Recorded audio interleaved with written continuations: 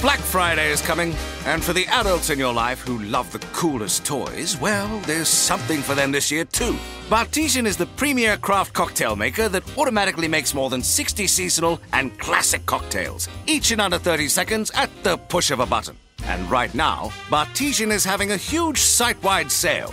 You can get $100 off any cocktail maker or cocktail maker bundle when you spend $400 or more. So, if the cocktail lover in your life has been good this year, or the right kind of bad, get them Bartesian.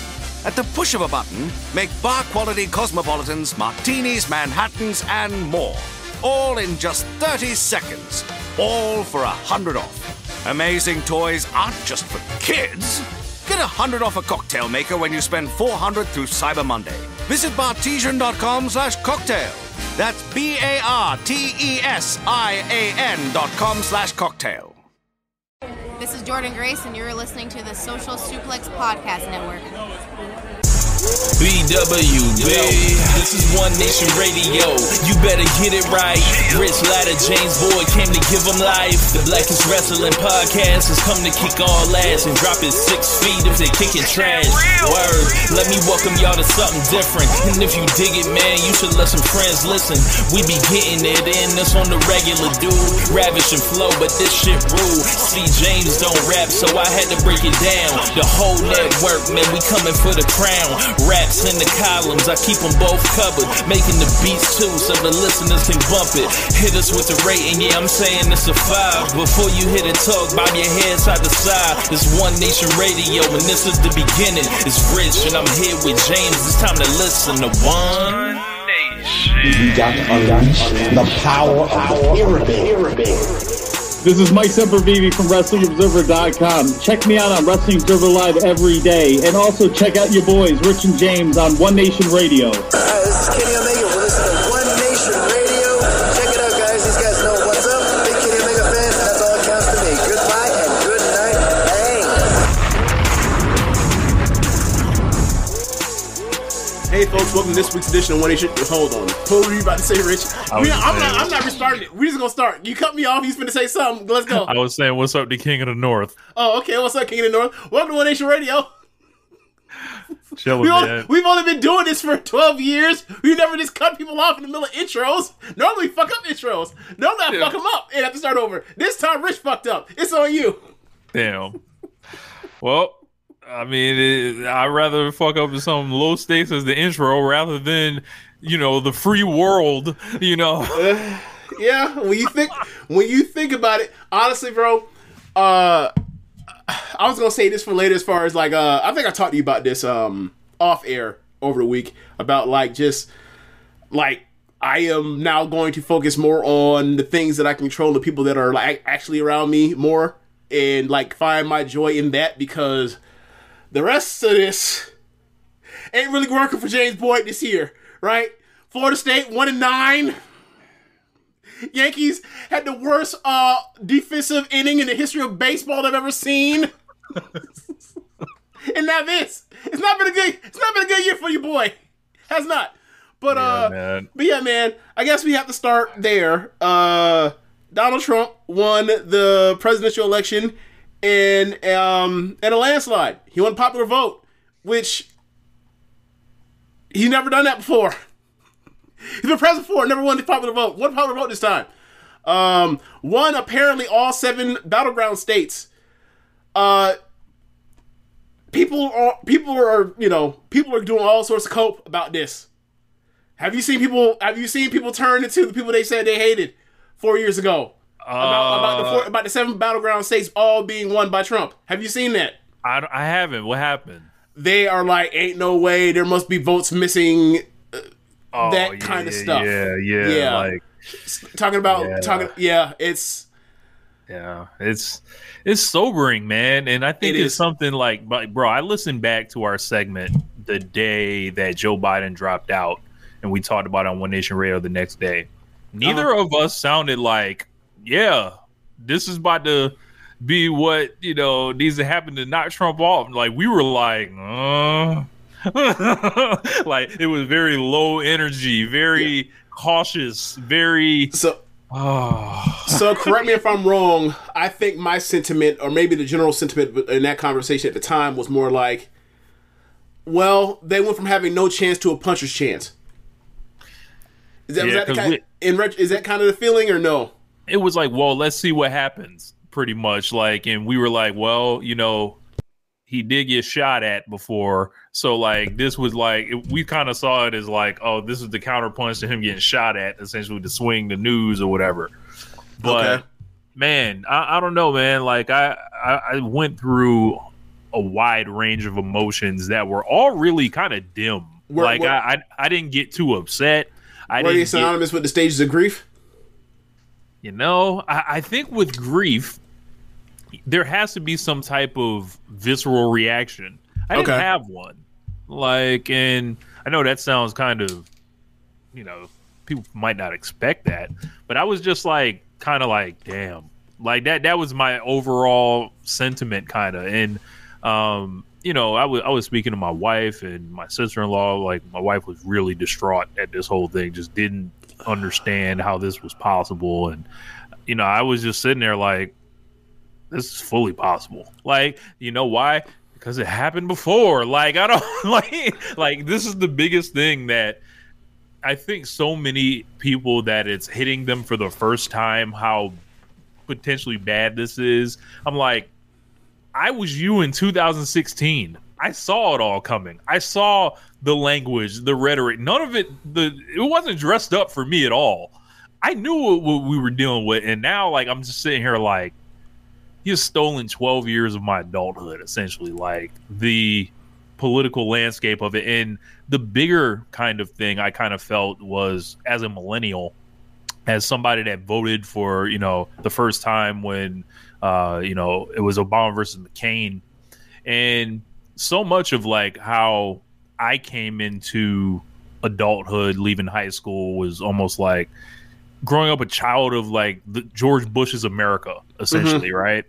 And I was like, yo, you thought that was the worst it could possibly be for the corruption of the political I was like, yo, we gonna fix all this shit. We're gonna save the world. We're gonna be the people that change all this stuff. And I was really married to that idea until about 5 days ago. Like, not only are we not gonna save the world, we are them.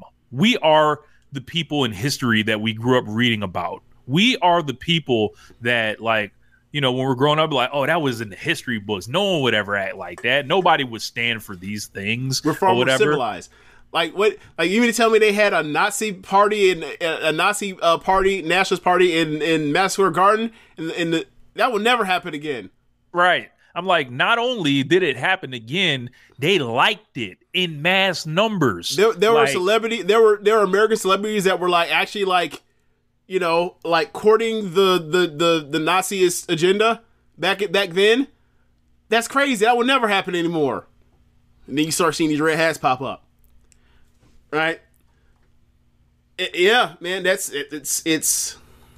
Like, I was like, we're no better than all these people that came before us. Like, can't cast judgment on them because there was probably a resistance to all that stuff, just like there's a resistance to all this stuff now. And it's just like, I don't know what has happened between people older than us and people younger than us that just got it all messed up. And so many people talked about, the rise of podcasters and, streamers that they got on their side, essentially. Yeah. Like, push and I remember your thing was like, it's in the podcast. Like, yeah. Yeah. For those, but I'm like, damn. Like, look, do we need to change One Nation Radio to try to save the world? Oh my God. Can you imagine? Can you imagine how easy it would be to like delegitimize us as a political podcast? We're just like, look at the RSS feed. They started out talking about professional wrestling. They started out talking about fake fighting. Now they're talking about this. Get the fuck out of here. but yeah, man. This in the podcast thing, for those that don't, for listeners, like, I was having a conversation with Rich and some of our friends about, like, there was a media report that came out about, like, a lot of, like, podcasts based around rap music, like the Joe Budden podcast and like the Charlemagne and Envy. What's the name of their shit?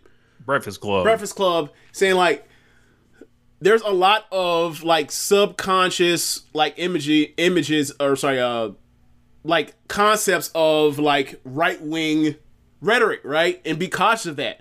And you know, me and you have been saying like that. Well, that's for those that don't know, like duh, like there's a bunch of hoteps and homophobes on those podcasts, right?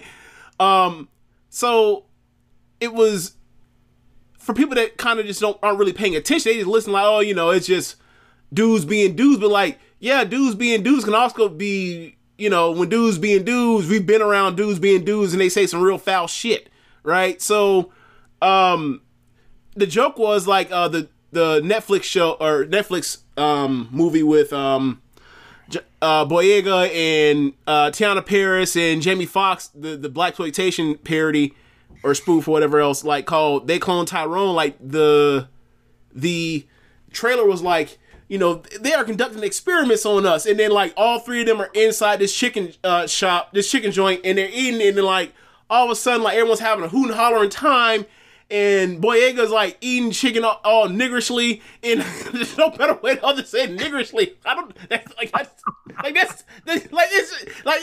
It's mad nigga like straight up. So and then all of a sudden Jamie Foxx looking around is like, he slaps the chicken out. He slaps the box and the chicken out of his hand. It's in the fucking chicken.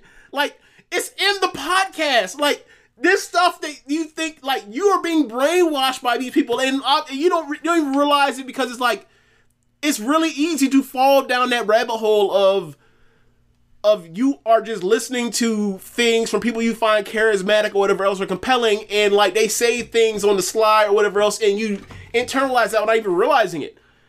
And then it becomes and then over time that can become your worldview. Like that's how a lot of these dudes end up getting down that incel hole. Is like they, you know, these podcasts people become their followers. It's easy for your algorithm, like the way like TikTok is set up, for example. Like it starts with like, you know, some of that stuff on dating. Like I'm a man, like in my mid-30s, that stuff gets sent to you, and if you don't click off of it fast enough, it'll keep getting sent to you, and then you'll start watching that shit, and then you'll be like.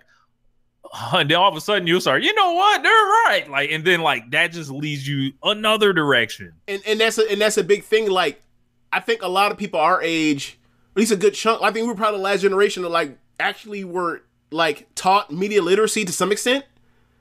Like just because something's in front of your face, pause, doesn't mean that like it's legitimate or something you need to take at face value or something that should be consumed without like any kind of scrutiny, right? So like, yeah, like that's what's happened now. Like we have these dudes, and like I remember saying to you maybe a couple years ago, like, or within the last couple years, like, bro, if you go to Spotify, you look at like you type in political podcasts, go to most popular, like, not like the top 20 are just filled. They're all right leaning, right, and whatever. But it's like that's a thing, like. ESPN. Like, eventually, those podcasts are going to make up people. Like the sports media space turning into Pardon My Take and Barstool and McAfee. Like that is a thing, right? Like the bro culture of sports, like taking over like the actual smart people that actually know what the fuck they're talking about, and actually have done the work, and you want to hear your opinions in the debate shows, right? Like that takes a toll on all these things. So yeah, like I understand you want to hear people kick it or whatever else. I enjoy listen to people kick it, but like you also have to like take what they're saying. You can't take everything they're saying at face value, because if you do, you're in a possibly being manipulated. So yeah, I think that's a big part of this. Like they flooded the zones in all these ways, and I don't think it's necessarily as nefariously intentional as like them packing courts with judges. Yeah, but it definitely was a persuasive thing on the other side. Like there is no Ben Shapiro for the left in that way, and that holds that kind of space in the marketplace, if you will. And Ben Shapiro's not unique. There's a dozen of him. There's like, I'm about to say, there's like 10 of him. Like, right. But that's my point. If there's a dozen of them, there's no real one over here on the left side, if you will. What do you think's gonna happen? Yeah, this is a sad day for women. This was like I think a check for the Democratic Party that was like, well, maybe just a woman can't win right now. Maybe it's like not as far as like people thought it was a lot further along in the game than it was. Like they might have waited 20 years for something like that. And that's sad because you look at Kamala Harris, super qualified, not the most charismatic person in the world, but clearly cares about the things she's saying. Well, yes, but I will say also charisma is objective, and she's charismatic to me. Yeah, of the live show variety. Yeah, but I would say like with her, like I just feel like the one thing I thought in the aftermath was like, Joe Biden sticking around so long, they weren't able to actually primary anybody, and also the word they designed that to kind of set it up. It was like, did y'all just not want Kamala Harris to potentially get skipped? Like that's kind of what I thought. Well, there's a lot of stuff going on as far as like the Joe Biden like basically immediately endorsed her, and like they wanted to run a primary. That's what like the Pelosi camp has been getting out ever since last Tuesday. Is like, we wanted to do a primary, but Joe endorsed after stepping down, and obviously everyone was going to go whatever he said, so they were basically suck. And then like, remember, you go back in time, you think about it, it's like, why was Schumer hard to find, for a week or two? Why were the Obamas hard to find for a week or two? They were probably all like, they need a primary, but Joe fucked it.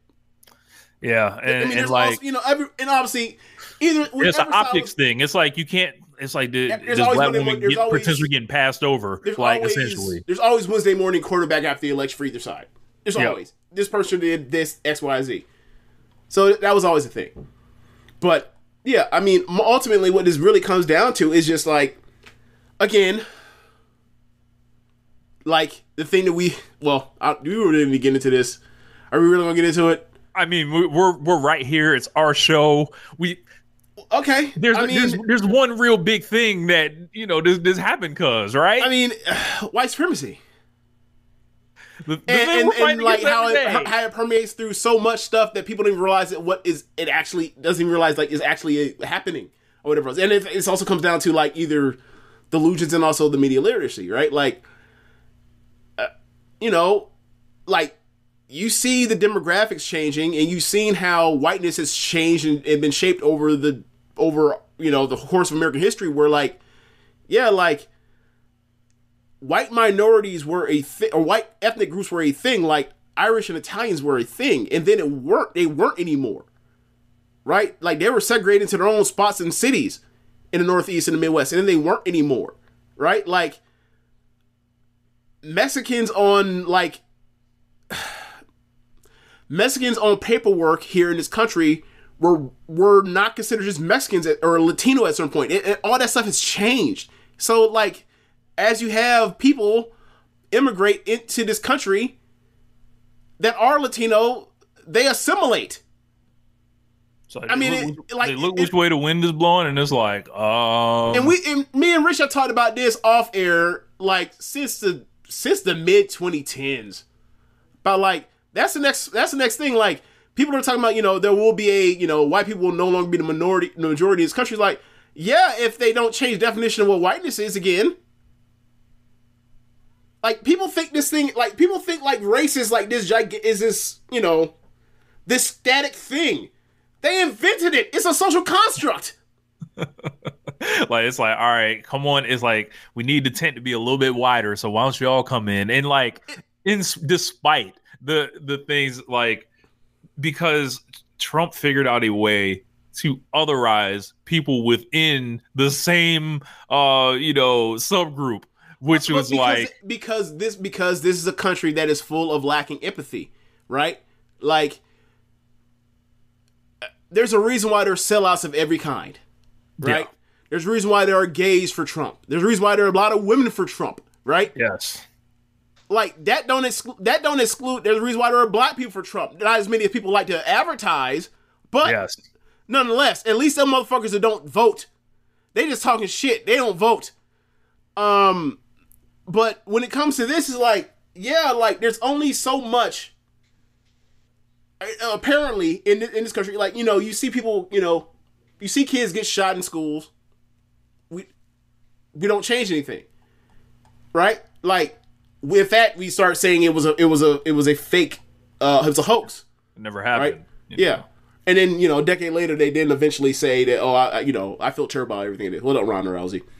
Anyway, so, yeah, like, that is a thing. Like, assimilation is a thing. And, like, you see it over and over as far as, like, when affirmative action is going the way of the dodo, right? Like, last year, like, a lot of, there was, Asians were suing on behalf of getting rid of affirmative action, feeling like black people were getting overly represented in getting into school admissions. And then lo and behold, this year was the first time they got numbers back after they got rid of it. And the numbers went down for Asians, even though there were no, quote unquote, there was no affirmative action. They're not going to look back and be like, oh, we were wrong. They're going to be like, oh, well, like, we're continuing to want to move into this, being in this country, in American way of life. And, like, that also is the same for Latinos, particularly Mexicans that live in South Texas. It's amazing. I was listening to FD Signifier, and I sent you a clip where you took it back to FDR, and that thing you brought up with, the Asians suing for, the DI stuff. It was like talking about FDR, basically, like, it's like the majority of people will say, like, once, like, a little bit starts giving to somebody else, they'll say, no, we don't want it either. Nobody should have it. And they brought up, like, FD Signifier said, yeah, the second they gave, like, FDR gave handouts to everybody and rebuilt the social, the New Deal, the New Deal in the forties, yeah, everything for all Americans except niggas. Yeah. Like, and that is the meat of the meat. That's crazy. That is, like, a large part of the basis for Coates' case for reparations. Like, the New Deal, like, gave built the middle class, and black people were excluded from that. Like, the GI Bill excluded black people, while black people were paying taxes. We're paying into the system that then gave that they never got the money back, right? Like, that is a part of it. So, like, and then after those people had their houses, they gave those houses were inherited by their kids, who then had that money to then sell those houses. That black people never got for a whole generation, right? Like, that is the basis, or that is a large basis of the case for reparations. It's not about just Jim Crow. It's not just about slavery. It's about literally, like, hey, man, we're talking about the time people are still alive. Like, we're talking about the 40s. Right. My grandmother was born in 1942. Right. So, yeah, like, that's just a part of it. So, and to take it back up here today, so it's like, damn, like, I just felt so kind of like it was like someone slowly let the air out of the balloon, and it was just like, what can we really do right now? And I don't really have a great answer right now, like of what to think or feel. Is just like, I figure, during the George Floyd stuff, I always thought, like, the people that we were then were, would be the people we would be, in the old days or whatever. And, like, what am I? And I was like, I'm an artist. I'm a creator. I'm somebody that, can reflect the times that we're going through. And I'm going to have to recommit myself like never before into that kind of art to display this stuff. Like, or I'm gonna just lay down, like, and feel defeated, and then just try to because it's like, and just try to be a good person in my everyday life, like, to other people or whatever. But it feels like, damn, like, it feels so like you're outnumbered almost. And I just can't believe some of the, look at all the people we grew up with, or, like, and it's just like, that's my mind. For us, that's how we knew. It boggles my mind, where I'm like, how do y'all not, like, understand this? When I was like we have access to the same information, right? Yeah. You would think. And then we all kind of grew up together, but then it's that part of growing apart as well. And then it's like, but what caused the growing apart, though? Life. No, but let me phrase this. Who are we talking about in these instances? people you went to high school with, close friends, inner circle people, even. And it's just like, damn. Like, and it's like, damn, was that always there? Maybe. Were they radicalized? Did they become who they always wanted to be? I don't know. Like, so it's just like, I mean, and you know, as y'all hear this, it's like, think about the people that you grew up with in your lives. I don't know the ages of everyone that listens to this show, but I know there are people that are younger than us. I know there are people that are older than us. But it's just like, look back on like the relationships that you had, and it'll make a lot of stuff kind of like snap, and it'll probably make the rest of your life make sense, honestly. I mean, yeah, for me, like, that was a big part of like what changed my life in like the last 10, 12 years. It's just like going online and seeing, like, you know, going to white schools my whole life and like seeing people that like I consider friends, people that I, you know, thought were like, you know, like really close friends and that sort of thing, and had love for me in that kind of way, and probably still do, but like they don't see me, and even if they did, it didn't save or fix anything, because they didn't see me as, they saw me as some type of outlier as opposed to just another person inside this community of people that they don't have great thoughts about and feelings about and fears about and anger about or whatever else, right? Like it's a mind fuck, because it's like I'm like, because they're also like, you know, there are sellouts that'll be like, yeah, I'm different. No, the fuck you not. You're not different, brother. You know, I know you're not different, because once a cop pulls you over that they ain't friends with you, it can always go left, right?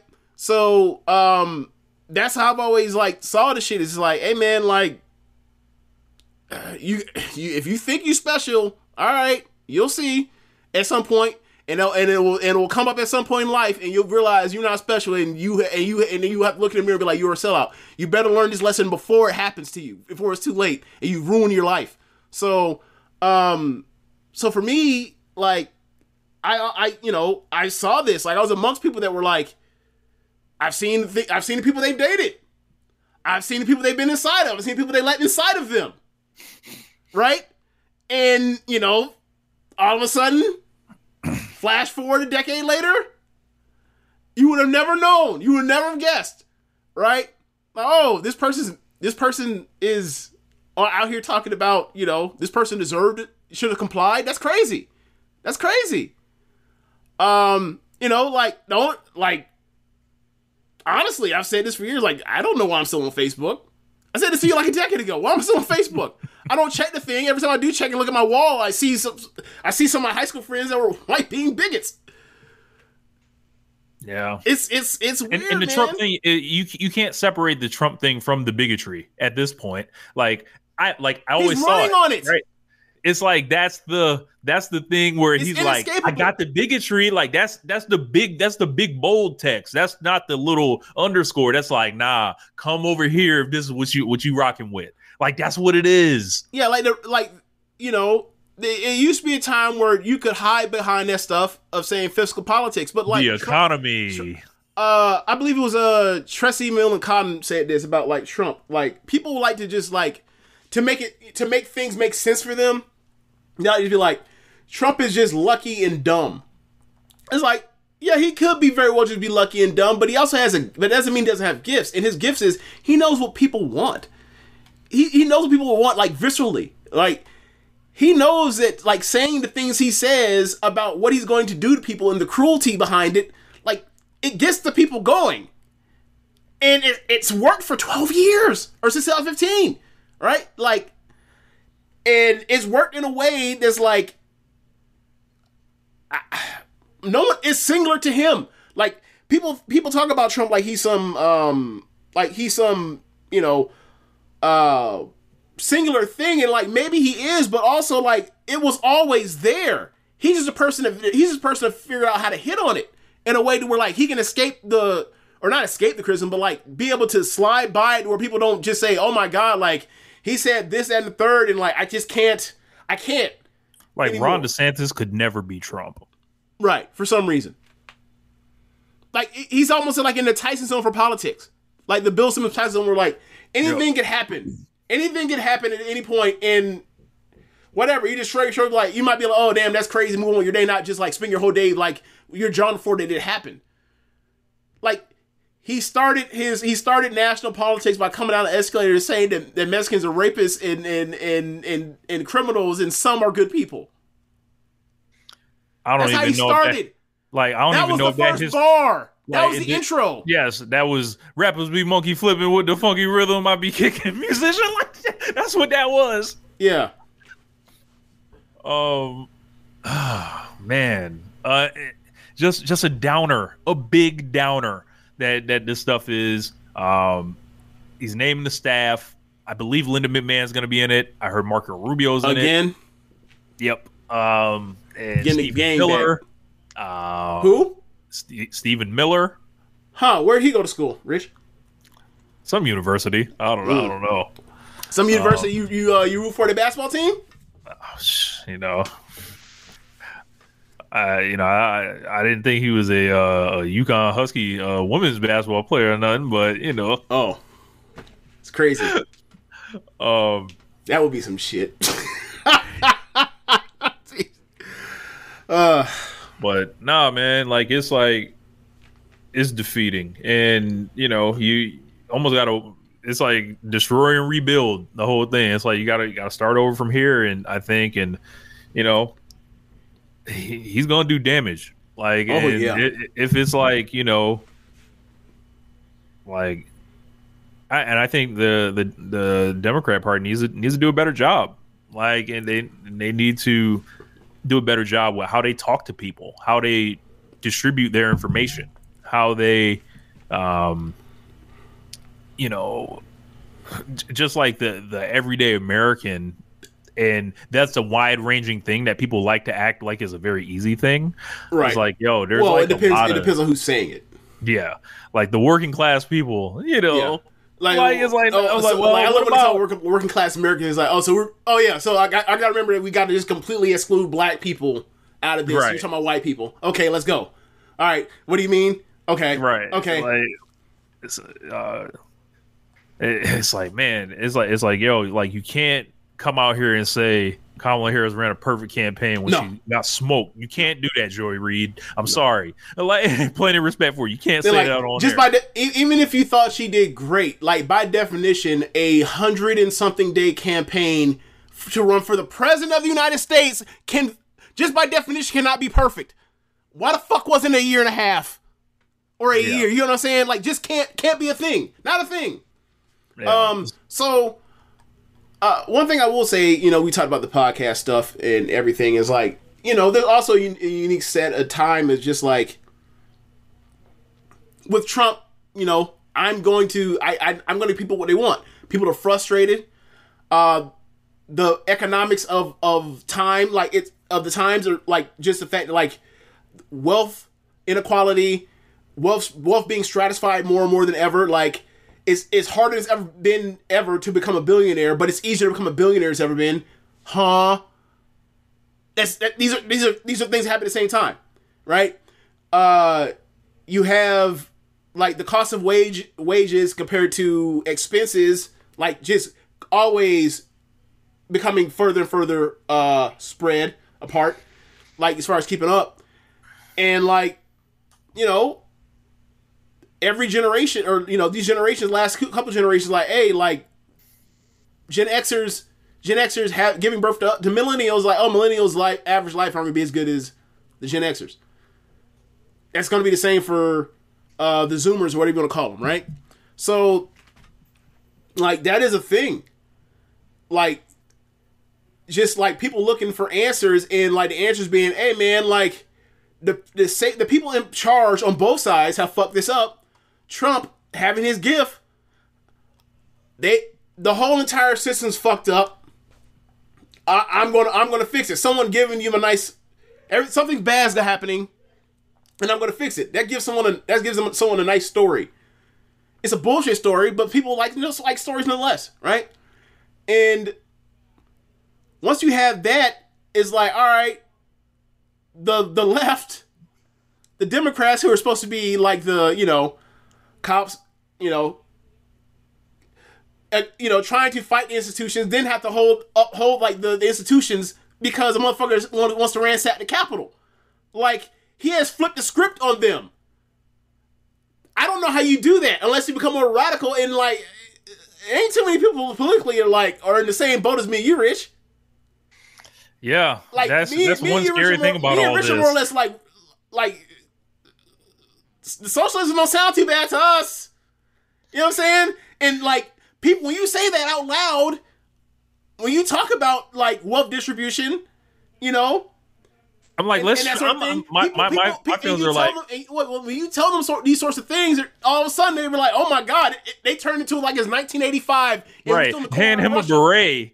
You know, like, oh my God, brother, that sounds too much like socialism, which is communism, and they might round you up. You might want to shut the fuck up. So like, it's a weird space that the left is in. Like, I'm like, we don't try everything else. Like, what's the worst that can happen? Like, all right, that's what Trump said. He said that the black voters was in 2016. Yeah, what do you have to lose? Yeah, what do you have to lose? Yeah. Oh my God. Well, yeah, like I think the left needs to figure out if they are the left or if they're not.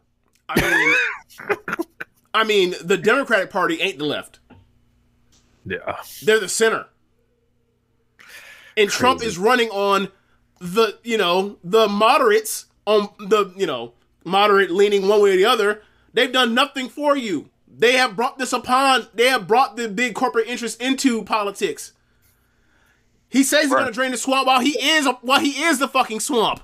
I would say, like, physics wise, right? Doesn't it just make sense? Like, if somebody, say the microphone is the center, right? Right. Now I got over here, which is my right. Yep. And then I got my left, which is over here, right? Yeah. If you have all this force on this side, don't you need to meet it with equal force on this side? Not here, right? You're not going to generate enough force to knock away this force over here. Like, it needs to be boom from this side to outside, right? Yes, but the problem is most voters are actually at the mic. Yeah. And the thing is, right now, they're pissed about their life. And right now, they are falling for something that's more comforting over on the far right than even center left. That is the problem. And I don't know what the left can do outside of saying, hey, we're just going to give y'all houses. We are going to get private equity the entire fuck out of housing, which has jacked up cost of living more than anything else. We are going to actually like get rid of student debt, which is the second biggest thing outside of cost of living for mortgages right now. But Biden just tried to do that. He got his ass kicked on it. He released how much debt did he get let off? And people are still pissed. Like it's a confluence of so many things, but once you look at all these little things, you get all these smaller macro things happening. It's like, well, if not for the pandemic, we would have been having this conversation 4 years ago instead of now we had to wait another 4 years, and now we might have to. And now we have a motherfucker that might become king until however long he lives. Yep. So we'll see where this goes. Like, think about that. The 4 years before the pandemic, Trump gets to take vacation essentially during the entire pandemic or most of the pandemic while we all, are trying to slowly rebuild. The second we're coming out of that shit, back to Trump. Yeah. They've stolen our adulthood, James, between COVID and Trump. This has stolen the political landscape of our adulthood. And then the next thing you know, we're going to look up, we're going to be 40. Yeah. I mean, I turned 37 in a couple weeks. Yeah. Next time we look up, next election I will be damn near 40. Yeah. Shout out to all the 40-year-olds listening and 50-year-olds too. Appreciate y'all downloads. But it's like they robbed us, and Yeah. Well, I'm 35 now, so I'll be 39 the next election. Yeah. 35, and last week you talking about you had a bad back. Nigga, you old. Yeah. So I mean, do you have a dismount for this section of the podcast? I do.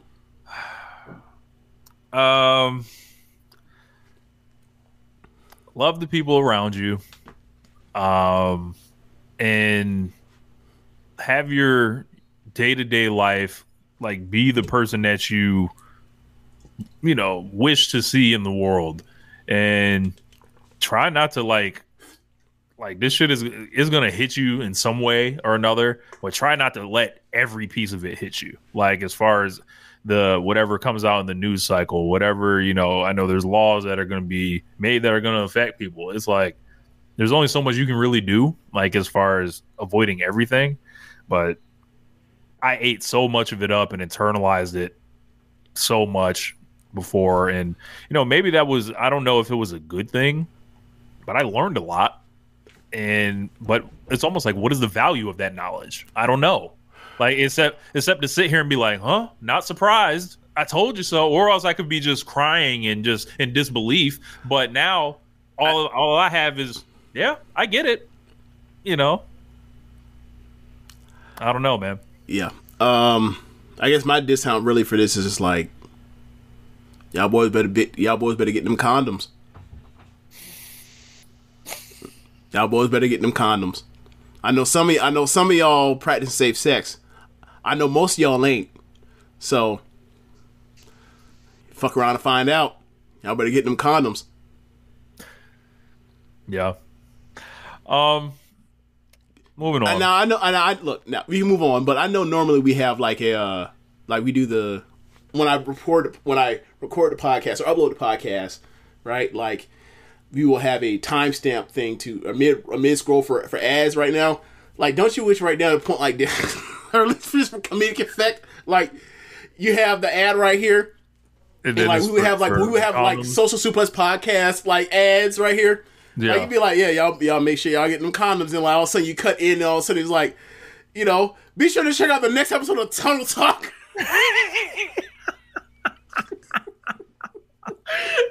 Strap up before you listen. Yeah, because oh man, Jesus. Yeah. All right, man. Hold on, Brewhaven's a clown.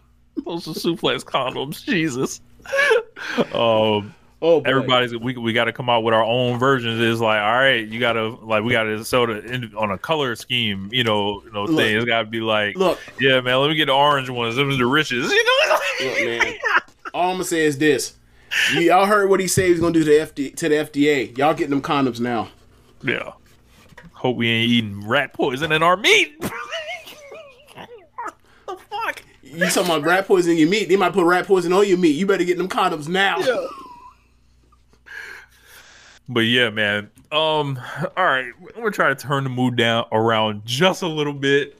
I saw something on Twitter today. I saw The Rock, Dwayne Johnson, did a photo shoot with GQ. There were two pictures I saw. One of them is in the background where he was wearing this oversized, like, blue coat and these pants and, like, these shoes that look like tires. He looks insane. There's another picture or two. I didn't get that one for the background, but okay. Those of y'all, look it up. Y'all will see what I'm talking about. And I was like, The Rock looks crazy, but it's The Rock. I was like, this is something like LL Cool J would do. Then I thought about it for a second. I was like, God. The Rock and LL Cool J are the same person. I started with a very loose association with it, just thinking about it. Thought it would be funny. Found out they've met each other before. They took pictures before. It's in my background. But I came up with a list of things that show LL Cool J and The Rock are the same person. Okay. They're roughly around the same age. Really? Yeah. LL's not like a couple years older? I think LL is probably about 3 years older than Okay, Rock. That sounds about right to me. Okay.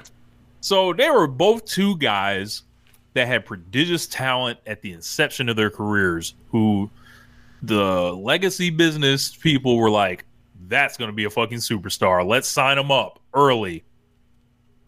Quick backlash to what they did. After the first couple LL albums, it was like, oh, the sound of rap was changing, more political stuff like that. LL wasn't really the one for that. Walking with a Panther shit flopped. That he had to completely rebuild. What happened with The Rock? Comes out, people quickly sour on him. Yeah. They're both battle tested and or they're not afraid to go into it. They both have cold wars with other contemporaries. Cold War with Triple H and The Rock, and a Cold War with LL Cool J and Jay-Z. Is this the time where we point out that years ago you wrote that Triple H is the Jay-Z of pro wrestling? You wrote an article saying that. Was that like a decade ago? Look. You can add another one to that, James. People swear Diddy is implicated, or Jay is implicated with the Diddy stuff.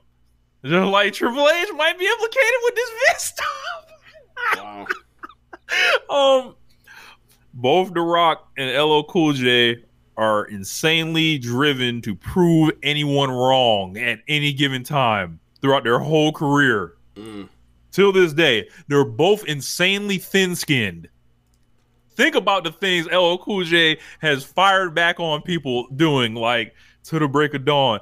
This man, Cannabis, said, I got a mic tattoo. I want to be like you. You are my hero. I would like to have a tattoo like you. And this man, LL Cool J, was like, that was disrespect. It's time to diss you. And it's like, no, that's not what it was. LL, that's not what it was. And then, you know how The Rock get down. He don't really be reacting well to disrespect. Or like ask Vin Diesel about it. Ask Tyrese. They are both workout warriors. Are you gonna point out the part where like the workout is enhanced? I'm going to get to that later. Okay, just. Both of these men will promote the old school way. LL will do interviews for months before a project. The Rock, just recently, he just turned his phone on and started rambling until he got back over. Like, just cutting old school. And in both cases, they both fucking worked. They are both big, bald, light-skinned guys, like, that are jacked. With gigantic hands. Yes. They both pivoted from their initial career to eventually extend their fame bigger than it would have gotten the regular way. Yeah. I mean, there are now a generation people that were like, LL Cool J was a rapper, Dwayne Johnson was a wrestler. There's also this part where like they're super successful as actors, but neither one of them are actually great actors. So like they have been typecast in the same role over and over and over again, and they keep raking in money running the same role over and over and over again, where they're wearing the same attire between multiple like different jobs, different like characters, but they're still like basically the same person wearing the same clothes. All right, I'm in on this now. You look, LL Cool J is a champion of old school rap to the point of starting Rock the Bells, and that allows legends to tour and have a platform for their music. The Rock started 7 Bucks Productions to tell his version of wrestling history in various projects, and he's opened the door for wrestlers to come in and act through his connects. They are both incredible interviews. Yeah. And a total gimmick at all times, but they do their best to act normal, but people are immediately skeptical. We don't know if they are the real them. Okay, you got a point. But I think the thing is, if you're not as familiar with whatever realm from the wrestling realm, the realm they come from, you're not aware that you think they're actually like being like personable and real to an extent. And like, but like, if you are actually around, you're kind of like, yeah, you're kind of full of shit. You're kind of like, I like you still, but I know you're giving me, I know you're selling me something. Yeah. They both might have gotten cosmetic surgery at a certain point.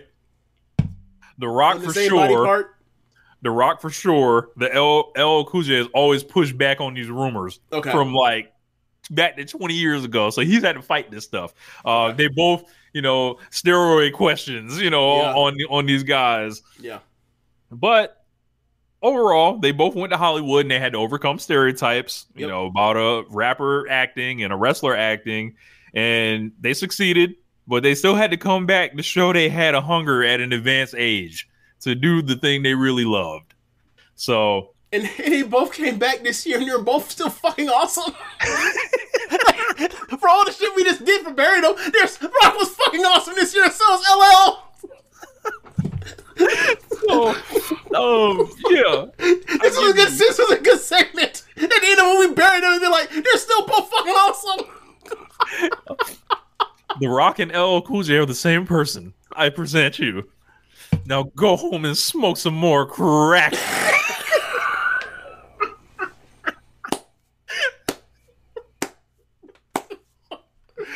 Oh, that was great.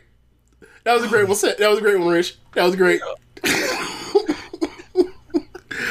All right, so where do you want to go next? I want to talk about the Wrestle Kingdom card and Wrestle Dynasty card. Give me one second. I'm pulling this up. Okay. Wrestle Kingdom card. Now, I mean, I saw Wrestle Dynasty, the winner of Shingo and Takeshita faces. I forgot who they face. Ishii. Ooh, yeah. Takeshi's taken care of, brother. Somebody made a phone call. Yeah, I also saw who was it? I'm blanking right now. Suji has a good match. Jack Perry. Yeah. Yep. That's what it was. So I'm trying to find. Okay. Yep. All right. So let's start with Wrestle Kingdom 19. Okay. IWGP Championship match. Shota Umino versus Zack Sabre Jr. Real quick. Yeah. Don't you think it's crazy that we're going 10 years of us watching Wrestle Kingdom? That is crazy. We've been watching Wrestle Kingdom for 10 years now. Yeah, I remember Wrestle Kingdom 9. Yeah. Right. That was a start point for us. Yep. Wrestle Kingdom 9. Look at that. So we got Shota Umino versus Zack Sabre Jr. and unquestionably the weakest match of any of them.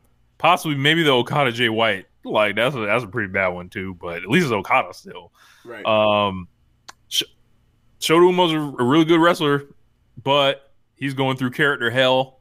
From everything I'm gathering, I've heard people have a bad haircut. I've heard people being like, you know what, all the building towards young generation has worked, but like just 2 months ago, I was like, people were like, the Umino shit wasn't. So I'm still trying to figure out like, what is this exactly? I'm still trying to figure this out. This is like, like Sabre's getting 2 matches back to back. So it's like, all right, did they just throw somebody in here to basically just say, yeah, he's a dome main eventer now? Like, and it's like, well, not really. Like, if this was just one night, is there a shot in hell that Umino will be main eventing? Probably not. They probably wouldn't have got goofy with the G1 and let his Sabre win the belt early. You got a point. So kind of a weird match for me. Not really jacked about it, but I think I'm into it slightly more than Tetsuya Naito versus Evil. Just saying. Slightly. Look, man. Talent's talent, but, it's still a wrestling promotion, and you don't think that's going to be promoted as, like, the top title match for the biggest show of the year. You just don't. For like, and I don't mean that as a slight to either one of them. I'm saying, like, if you say we're going to grab the X-ranked wrestlers in our promotion, and they're going to be the top title match for our biggest show of the year, you would have questions in any promotion relative to what Zack Sabre Jr. and Shota Umino are in New Japan Pro Wrestling. That's no knock against them. I think Saber's been fucking awesome this year. I don't think we did it last year, but I don't know if we'll do it this year. But like, I think Sabre and Danielson from New Beginning this year was still one of my 10 favorite matches of this year. And Sabre had a really these matches this year. It's just but Sabre, for all the stuff I've had with Sabre has passed my I don't like him, my cup of tea, whatever else. Sabre's the best technical wrestler in the world. But it's still a promotion business, and look, I'm gonna enjoy the match because it's Sabre, and he'll get something out of Umino. Is that the best thing for their company, for their promotion? I don't know. I don't think so. So that's kind of the thing. That's the only thing I worry about. Me as a fan, I'm gonna enjoy it because Sabre in a big spot. And Sabre in a big spot at this point. He don't miss for me at this point anymore. So, you know. And we got a junior heavyweight title match, El Desperado versus Dookie. Dookie's defending the belt. Desperado typically wins these things. All right, I'll take the Dookie swerve. Hey, look. They're going to have a nasty match. Don't you expect them to have a nasty match? Somebody, like, all right. Dookie don't give a fuck, and neither does Desperado. Correct. This could be some what was it? Some Despy Despy. What was that? What was it? Them pay-per-views they were running out. Them outlaw pay-per-views they was basically running on New Japan for all New Japan World. What was this shit? Yes, Taiki Tasha Mania or whatever. Yes. That sounds like some shit they would have ran on there. They probably did run one of those. Taka Taichi Mania. Yeah, Taka Taichi Mania. Sorry about that. But yeah, man, they finna do something crazy. I imagine they're gonna do something crazy. Ringside. Like, so I'm hyped for that match, because anything is possible. I need Sammy Guevara to walk out after the match and then challenge the winner for night 2. Oh, God. We know he don't give a fuck either. And Doki challenged Sammy Guevara, so I don't know if that would actually happen or not. That's Global crazy. Championship, Yota Tsuji versus David Finley. Tsuji is wrestling Jack Perry the next day. Perry still has the TNT belt for now. He's going to be fighting Daniel Garcia at Full Gear. I think he's going to drop the belt there. Just to they did, but you saw the graphics though, right? No, the match graphics, special singles match. Well, yeah, I don't remember it quietly, but the thing for me that stuck out to me was like Perry. He's holding the TNT title in the match graphics. And you can always update that, but I was like, just something to think about. That's all. Yeah, Yota Tsuji's going over. Sorry, Finley. A lot of people are starting to get into his stuff, but I think Yota Tsuji needs to win something for once. He still has his hair. That's true. Shout out to you. As I look through, bald and no charisma still. World Television title match: Jeff Cobb versus Rohit Oiwa versus Show. This is a complete clusterfuck on paper. Why the fuck is this a 3-way match? Just pick 2 people. I don't know. It's like we couldn't get this belt off Show quick enough just so you can do something else. I don't know. Is Ren Show and who else? Oh, it's Ren Narita. The thing I have says Show, but I guess that's incorrect. Okay. Wait, so what's the match? I guess it's Jeff Cobb, Rohit Oiwa, and Ren Narita. Okay. I mean, that match is fun. That's a little better than Show. Yeah, because with the Show, you got the, for talent aside, you got the hijinks. But, yeah, Cobb does pretty well in Wrestle Kingdoms, Yeah. So, I think they'll do something with that one, definitely. Especially when you have, I can't pronounce his name. I always fuck it up. My God, you just said his name a second ago. Oiwa, because I can't. It comes up it sounds like I'm saying it wrong every time I say it. Sorry. So I try not to say it, but yeah, I like him. My pick for match of the night, never overweight championship. We talking about it just briefly. Konosuke Takeshita will be taking on Shingo Takagi, and the winner will get Tomohiro Ishii on Wrestle Dynasty. Yeah. My God. This is ROPW. This is I feel like Big Ken put the call in to get Takeshita the book in here. Is Takeshita going over? Is he about to win this here never belt? It sure seems like it. I mean, that'd be fun. I just I don't like what they've done with Takeshita in the last month, right? Like, you have him in that 3-way. He retains his belt. Before you had him tease with Okada, you completely dropped it. He just ate a pin on Dynamite. He's facing Adam Cole on Wednesday. He's gonna win. He should win. Or let me rephrase that. The match shouldn't be happening. Forget if he wins or not, match should be There's happening. a lot of reasons that match shouldn't be happening, but I don't think like Takeshita is like not the like. I think this is more like an Adam Cole thing rather than a Takeshita thing. It's like, all right, why would you put Takeshita in there with Adam Cole and like completely expose Adam Cole with this like cold streak he's been on? Well, my thing is, I don't, because we're probably supposed to say that for the Dynamite section. Yeah, but my thing is, am I going to get the match or not? Am I going to get my Takeshita versus Okada match or not? Maybe in the C2. Maybe. Like, but it's just been, you know, and then also, you know, like Okada might be turning babyface, involving with the Young Bucks as far as their however they react to Death Riders. Anyway, my point is like this: like Takeshita can't be like Takeshita seems like a plot device as opposed to a character. And I don't enjoy it because he's one of the best wrestlers in the world. And every time he's been given an opportunity in AEW, he has made this crowd fucking love him or hate him regardless. Somebody that gets, somebody, especially with Nesta Callis, like, they should be using that dude like at the worst.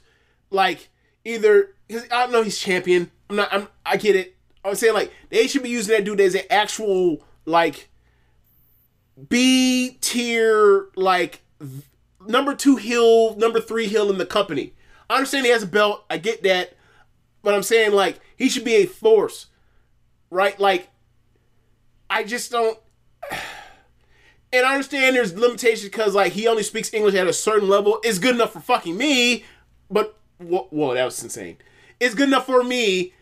But what I mean is, like, he is so talented. You have Callis there to do the talking for him. He's in this faction of fucking awesome wrestlers.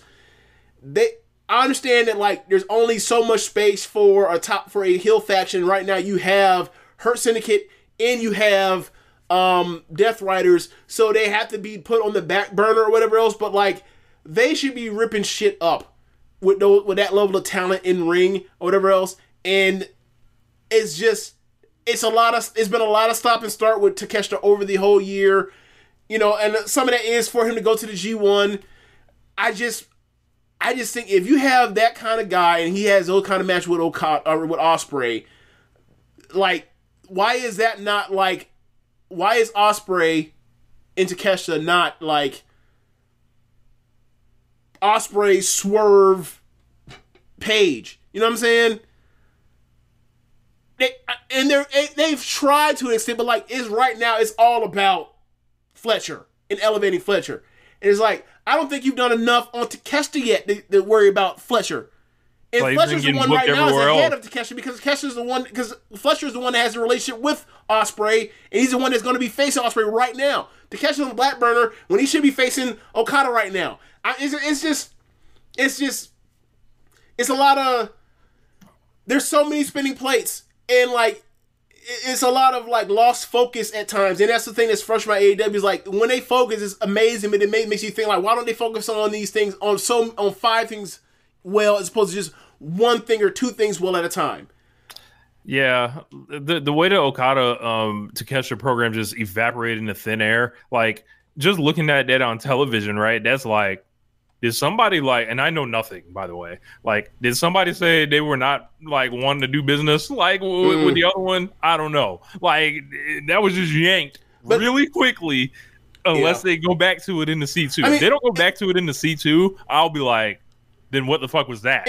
And also, there's another part of where it's like, all right, like, look, I get it. You don't want to run a heel versus heel thing or whatever else, but it's like, if you didn't want to do that or whatever else, then don't turn Takeshita heel.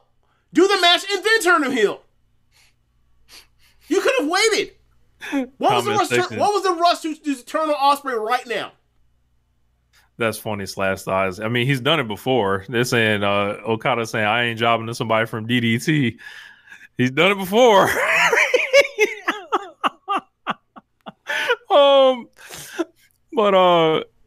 Yeah, as far as Shingo and Takeshita, match made in heaven. Let's just say that.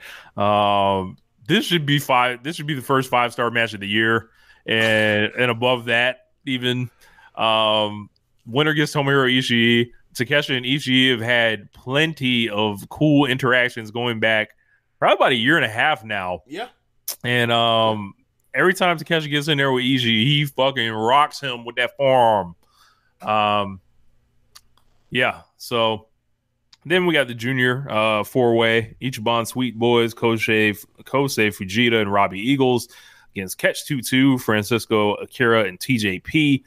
Bullet Club War Dogs, Drillo Maloney and Clark Connors, and the Intergalactic Jet Setters, Kevin Knight and Kushida. Shout out to Kevin Knight getting on the dome. Hey, those matches, that should be a whirlwind. The junior tag matches have not disappointed in recent years. Yeah, that should be a whirlwind. I'm here for it. And then Hiroshi Tanahashi versus Evil.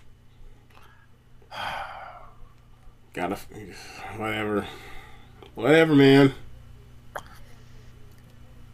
We couldn't just leave Evil home, like because he sells merch. Just put him in that three-way match, that television match, and and get Tanahashi somebody cool to fight against. Then we got Wrestle Dynasty. This stuff, as I mentioned, winner of Takeshita and Shingo will take on Tomohiro Ishii. And if he's the champion after the January 4th match, this match will be a double title match. Okay. So it looks like my dog Takeshita is about to walk out with two of them things. Like that's what it kind of looked like.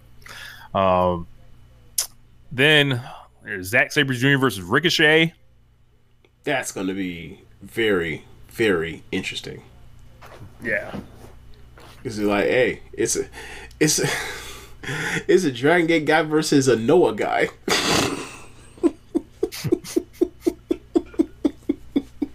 Flip. We got Yota Tsuji versus Jack Perry, as we mentioned. That should be interesting. We know both of these guys like to take a lot of risks. Hey, is Jack Perry prepared to sacrifice? All I want to know is Jack Perry bringing the bus with him. I don't bring think the bus to the dome. I don't think Tony Khan is going to pay for the shipping it will take to ship the bus over to. But if he did, it would be the funniest fucking thing ever. I need that man driving the bus to the dome. The pay to put that onto a ship and ship that shit over will be fucking hilarious. I'm gonna make a call. That would be fucking hilarious, Rich. Look, I need him to drive in from the outfield. Just drive it straight to the ring. If Jack Perry brings his bang bus all the way to Nihon, I will fucking cry laughing. Because I know how much. Because I would have a ballpark idea of how ridiculous and stupidly expensive that would have been to ship that amount of weight over. I am about to start the agenda on Twitter. Jack Perry, bring the bus to the dome. Bring the scapegoat bus to Nihon. Oh man! I mean, look. The match has the opportunity to do a lot of cool things because of the size difference. Like, obviously, they're both very gifted athletically, but like, Tsuji has a chance to be like a bully in this match, and like Perry get bumped around and thrown around. So I think that could be. Been a long time since he's been in there with somebody like way bigger than him. Yeah. So like, I think that could be interesting as far as like that, and I think that could be really interesting because like both of those guys are like super talented and like both. It don't make sense until you see them in the ring. It's one of those matches where it's like, I mean, yeah, they're both very talented, but like I'm not necessarily like dying to see them wrestle each other, and then the match and be like, oh my god, I'm so glad I saw that. That seems like one of those matches. It'll be like a no-brainer once it gets in the ring. It's like, of course these guys are fucking great together. Like that's what I kind of think. Like, especially if it's like Jack basically comes out there and is like, you know what, I'm in the dome singles match. Nigga, I ain't wrestling like no heel tonight. I'm about to come out here and go crazy. And the Bucks are fighting mystery opponents. I don't know who they are yet. So, and then there's Kenny Omega Game Kid yet to be signed. Potentially something happening with Tetsuya Naito on night one, maybe with Hiromu Takahashi. Don't know. yet, but Kenny and Gabe Kidd signed me the fuck up as we talked about last week. They did an angle that was like a backstage fight. It was hilarious and funny, and it looked kind of like the way they kind of sent it out. King of the North and Chris Jericho getting booked. Oh, you got to bring Jericho. You got to bring him to Nihon. Wouldn't have it no other way, baby. Who's Tanahashi facing? Is that it? I don't know if Tanahashi's working day 2. Okay. I don't know. Look, I might have to go pull up Tanahashi Jericho from a few years ago at the Dome. That shit was a fucking blast. So yeah. So Black Sabres Jr. saying you would think Omega and Kid happens on 1/4, so Kenny and Tana versus the Bucks happen on 1/5. It could go that way. I mean, they did tease that Tanahashi team up before this. Black Sabre Jr. said, "Who's Swerve facing Rich?" To my knowledge, Swerve. Like I had heard a couple different things. Like I had at one point assumed he'd be on the show, but nothing so far that I know. So, but maybe he'll be in New Japan eventually. So, is he going to get his win back from Tanahashi before Tana changes it up? I should tell him, hey man, wrestle Ace one more time if you can. Like, hey man, you gotta lay down for me, bro. I saved your life. Yeah.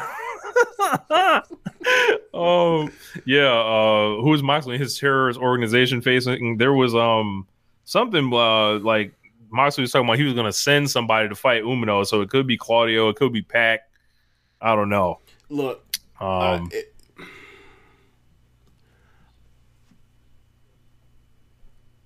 mean, Claudio or Pac's a good answer because, we've seen Claudio Okada. We've seen Claudio in New Japan. Like it works. And then Pac is like one of those, what if he was ever a junior? One of those things when he was in Dragon Gate. So yeah. Dr. Larry, they better not send Wheeler Yuta to no Dome. Nah. Just stay away. Look, send him to the Dome, but like it's him to be like in the corner. Second. Yeah, he's seconding. Yeah. Young boy's got to bang that mat. Yeah. That's how that go. You got to bang that mat. Look, that man decided his lot in life. He could have been a leader. He could have been his own man. Nah, nigga, you number 5 behind Marina Shafir. Look, man, you said he could have chose his own plot in life. Look, if that man chose something else, they would have murdered that nigga. They would have murdered that man. Do you not see what Claudio does to these niggas every week? You don't think he would have done the same to you, though? He chose right for his own safety in his life. I'm seeing people throw out Marina Shafir versus Tam Nakano for the red belt. Y'all sick. Trying to get a reaction out of James like this 1 week after the election. Wait, is that actually? Oh, I don't even see that in here. I think you made that up. If the House of Torture is crack, which drug is the Death Riders? Fentanyl? I'll go with Special K. How about that? Oh man, ketamine. Yeah, that's crazy. Look,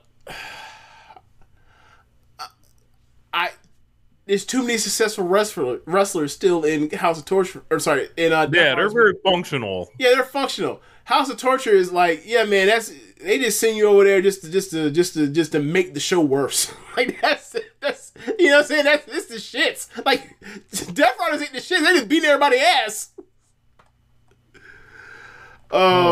So January 4th and 5th look kind of lit. I'm gonna have I think they did a good job. I think they did a good job between both shows. I definitely want to see these, and I will be watching both of them. Yeah. Now, Rich, what did Okada do on Forbidden Door this year? Not really a damn thing. Like he was in a trios match against Tanahashi and the Acclaimed. Okay. Is he banned from Shinhan Pro Wrestling? I'm just asking. Like, there's not much. There's not much there. Is President was Tanahashi announced president by the time they did that match? Yeah, I'm not sure. all right. So okay, I'm just saying, like, is he's in there with Tanahashi, and he's in there with versus the Acclaim. So that's Tanahashi asked for a favor for his guy, and then like I ain't hearing nothing about him on these shows. I ain't hearing nothing about him. If they pissed with him, I wouldn't be surprised. We made you the ace for a decade, and you left. You know what I'm saying? Like, I honestly think, like, if it's a good relationship, right, let it ride this year. Because if you bring back next year, you might have, like, it's a little bit, you miss him or whatever. It's been a while since you've seen him, and then it's a big deal when he returns. Yeah, that sounds good until you remember, like, you know what they'll do.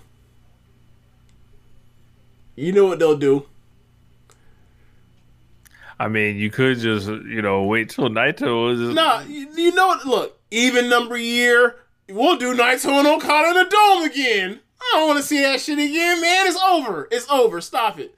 And oh my God, I can already hear motherfuckers being butthurt. Oh my God, just cooked, done. AEW Okada goes over Naito. I can't believe that Kazuchika Okada beat Tetsuya Naito in this situation. You can't? What about every other situation it's been? He's always beating this man. What are you talking about?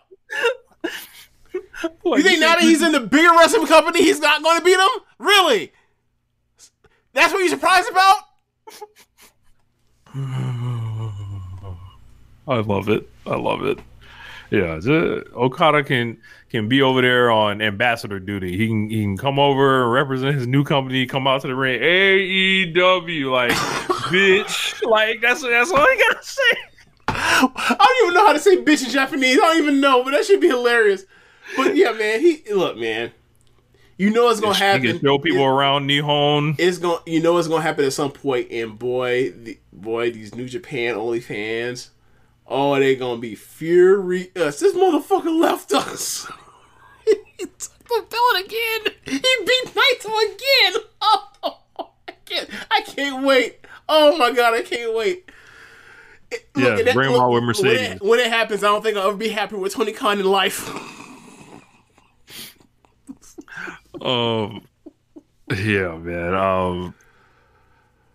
Should be fun though. Should be fun. Yeah, I mean, look. Solid cards. Also enjoy like what they've set up for historic crossover. It's not as nearly as I don't think it's nearly as big as selling like what historic crossover did for like Shuri and Julia last 2 years ago. But I do enjoy the card. Like they have the Tekla and Connors versus Taichi and Natsupoi match.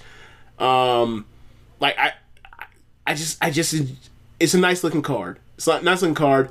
But yeah, I just point out, like, New Japan with, New Japan was in the, felt like the shits and frustrating for his, as down as it had been in, like, the decade we have been, watching around, and, like, they have fixed themselves up, and, like, it's nice to see that, like, they got the Dome taken care of. That's a sigh of relief, because I was looking, if they told me 6 months ago that this was what it looked like, and, like, I'd be okay with it, I would have been like, I don't think so. They've done a good job. I might have to apologize to Gato on FOH. Might have to. Because I barely shot him last year. I barely shot him last year. I gotta say, man, AEW's doing a lot of helping here, and there are some questionable booking choices. But look, like the Shota Umino thing is that shit, like to the people that are like locked in with this shit every day, even like the domestic fans are like, what the fuck is this? Look, I agree. Look, if the top title is still in this sport, King of Sports, right? That's absolutely a thing. But I'm also pointing out that outside of even that, I expect it to be a good match, and look at the rest of the card. I ain't seen no Great O'Connor on this show. You know who Great O'Connor's wrestling at Historic Crossover, right? What's up? You know who Great O'Connor's wrestling at Historic Crossover, right? He's fighting Suzuki, right? He's fighting Suzuki. And she might cut that boy hair, man. He better stop fucking around with it. I thought you were going to say Suzu might cut him, because that's just as possible as cutting the hair too. He might pull out a look.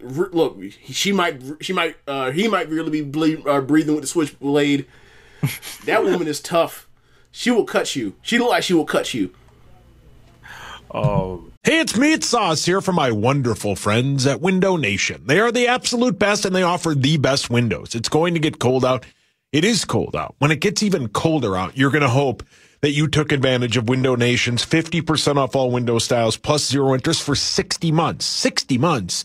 That's 5 years. It's a long time. A lot can change in 5 years. So you don't have to worry about it because you don't have to pay any interest for 5 whole years. Get the best windows of all time. If you have cracked, ugly windows, if you need to replace a bunch of windows, if you need to replace 4 windows, get the best deal at Window Nation. Go to windownation.com right now. You get 50% off all window styles plus 0 interest for 60 months. They are the best windows. I love Window Nation and windownation.com.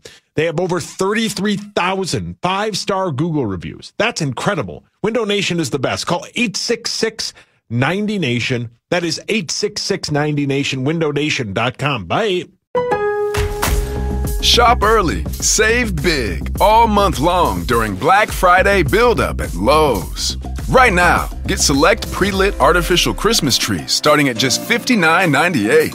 Don't wait to save. Shop these deals today, in-store or online, because Lowe's knows deals. Discount taken at time of purchase while supplies last. Selection varies by location.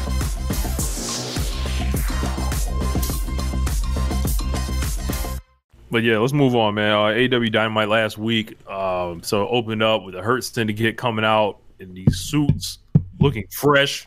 Yep. I saw them coming out, and I was like, I love this group already. Like, and you know, I didn't watch a second of them in WWE. So their loss, our gain. You know, I don't know nothing about what they was doing on that side. Here we go. What I will say is, it's obviously this crossover between AEW watchers and WWE watchers, and there is obviously a respect there for those three already. So MVP introduced himself to the crowd. Shelton Benjamin was next. He gave him a resume rundown, gave him an ovation. Did it for Lashley too. He got a big ovation. Yep. He brought up handing out the Hurt Syndicate business cards, and if you accept it, it'll change your life. If you reject it, this is what happens. And he throws it to the big screen. It shows last week, basically Swerve being laid out, and all of a sudden Swerve's music hits. Swerve is carrying a chain, and I do not mean one that you wear on your neck. It's about one that you hit a motherfucker with.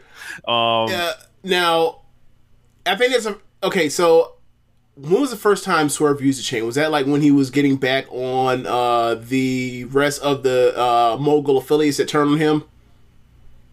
Or did he use it before that? I thought it was like synonymous with the Hangman match. Okay, yeah, you're right. But my point is, he brings the chain out at times where he, like he brought it out on Joe. Remember, he tried to choke Joe, and Joe was like, "You tried to choke a nigga with no neck? Are you serious?" And then, my point is, he brings it out when he's at a point where, like, I am against the odds here. Like, it's part of his character. He don't bring it out all the goddamn time. He don't bring his weapon out all the time, Triple H. But when he's against the odds, he does bring out the weapon. So him and Prince Nana came out. They were trying to hold Swerve back. All the geeks jump in front of Swerve. He basically yells at Lashley. Just 2 words: full gear. MVP accepts. Lashley didn't take his glasses off, just stared at him, looking like a black mountain in the ring. Like, what the fuck? Okay, so a money match is made, so not really much more needed there. I do like the thing where it's like, look, we talk about like the subtlety stuff, and whether or not something being subtle means it's better or not. Look, man. Sometimes it would just work to be like, look, man, we got these cards. We give you a card and you don't accept this, we finna whoop your ass. If you accept the card, get in line, get down and lay down. We hand you a card, it's a decision for you to make. Either you finna be assimilated into this black man, or we finna whoop your black ass. Pick one. And he ain't, look, it's all been black people he's been handing these cards out to. It intrigues me. It intrigues me. Like, nigga, figure out a suit size, nigga.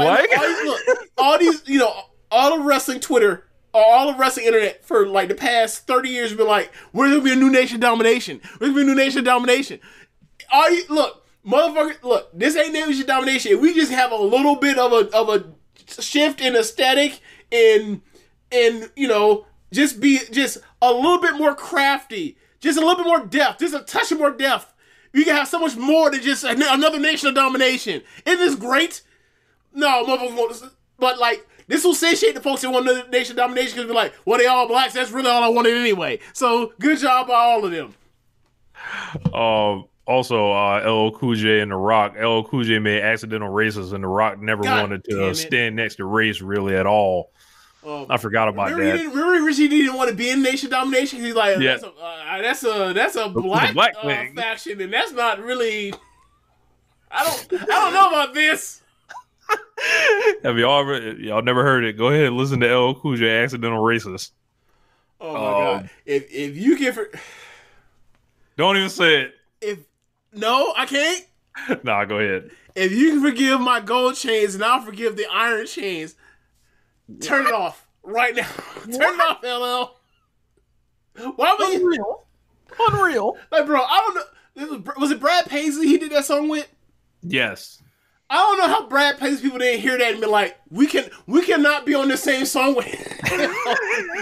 Because of the shit he said. Not the shit you said, the shit he said. This shit's gonna be this shit's gonna be a backlash on you. They gonna say you brainwashed him. How did I forget that one originally? Jesus Christ. Oh my God. All right, we can move on. Orange Cassidy and Darby Allin take on Claudio Castagnoli and Pac. This was a lot of intensity in this match. Yes. It was fun. It was fun until they did a DQ. I was wondering who was going to get beat. Turns out it was nobody. Nope. So was it a DQ or no contest? DQ. Okay. Same difference. And then Wheeler Yuta, got in and all that other shit. And he tried to jump in. He got punched. Marina jumped in. And then Moxley eventually showed up and just started choking Orange Cassidy. Darby made the save with a skateboard shot. Yuta jumped Darby, and they called that match off. Fought off Pac. Yuta and Castagnoli with the skateboard. He ducked a briefcase shot from Shafir, only to get uppercutted by Claudio. Then Claudio threw Darby into the ring post off a gorilla press. Back in the ring, they did a 5-on-1 attack on Cassidy. Moxley was hugging Yuta, ordering Shafir and Pac to hold Orange Cassidy up. And then Wheeler Yuta hit him with the knee, the Danielson knee. And then all of a sudden, the conglomeration music hit. Briscoe, O'Reilly, Romero, and Ishii ran out there, and the Death Riders hit it. Them boys, just conglomeration that came earlier. Crazy. Yeah. Then Renee was backstage with Ricochet. She was asking who his mystery partner was going to be in the main event. Said he could pick anyone. So many people have issues with the Don Callis family, but he's going to keep it a secret for now. The Hurt Syndicate then walked up. He had a suit on. They had a suit on. And Ricochet said it's nice to see them. And the MVP said he just wanted to wish him good luck. Of course, he was handed a card, a couple weeks ago. Yep. They told him to watch him work. MVP said they will. When he said it's not a seat, it was like, he's like, man, don't jump me right now. I don't feel like he made this because all the niggas taller than him. They're like, man, they all surrounded him, and it was almost like Ricochet was like, man, am I gonna have to fight all y'all? Like, all y'all gonna whip my ass? In my mind, I was like, Ricochet, like, man, ain't enough flips in the world to save my ass right now.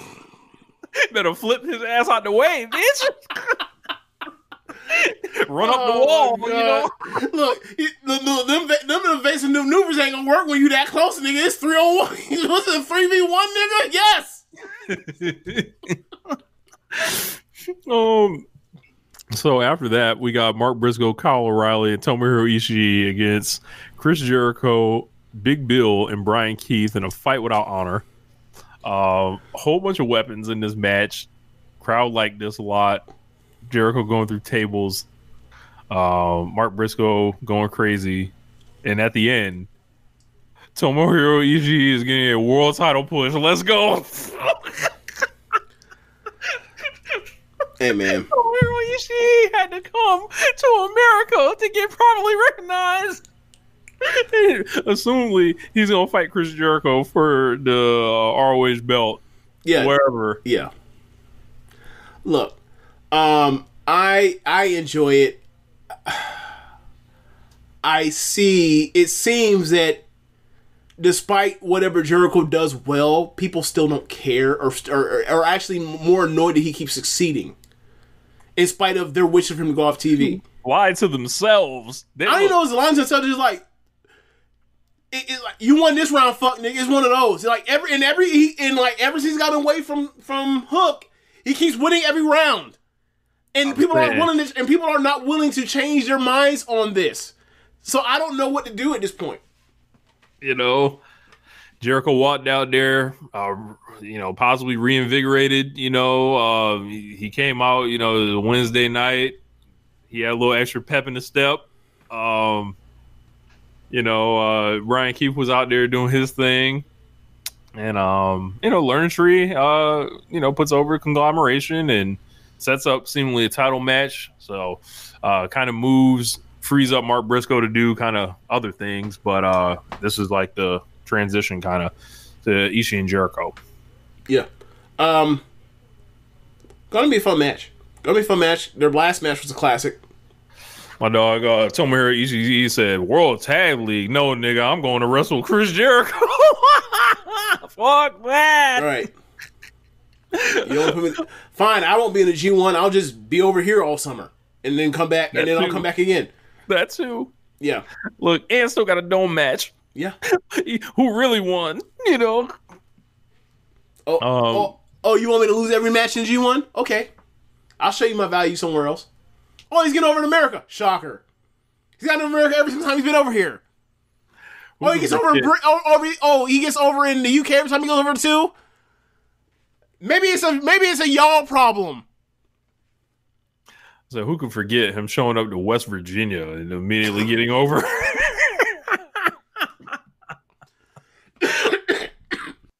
So, hold on. Yeah. What? Remember Danielson versus oh my god. I'm blanking right now. It was Kingston in a match. No, it was building Kingston and Danielson. I'm drunk right now, so I can't remember the name. All Japan, Noah. Jun Akiyama. Uncle Jun, yeah. They had that match. Got over. They were in the middle America, right? Remember when they brought Shoko Nakajima in the beginning of AEW? They brought her to Alabama. Because she was just in Mexico for the CMLL Grand Prix, having a ball, taking all these small ass pictures. She was backstage in Alabama looking sad as fuck, right? Middle America with her the collision match with Azumi and Tony Storm. Look, bro, our Japanese brothers and sisters get over in Middle America. All this shit y'all be talking about as far as they don't know these motherfuckers. Yeah, they may not know them. Once that bell ring and it goes off, that shit goes out the window. That crowd be rocking. Yeah. So yeah, man.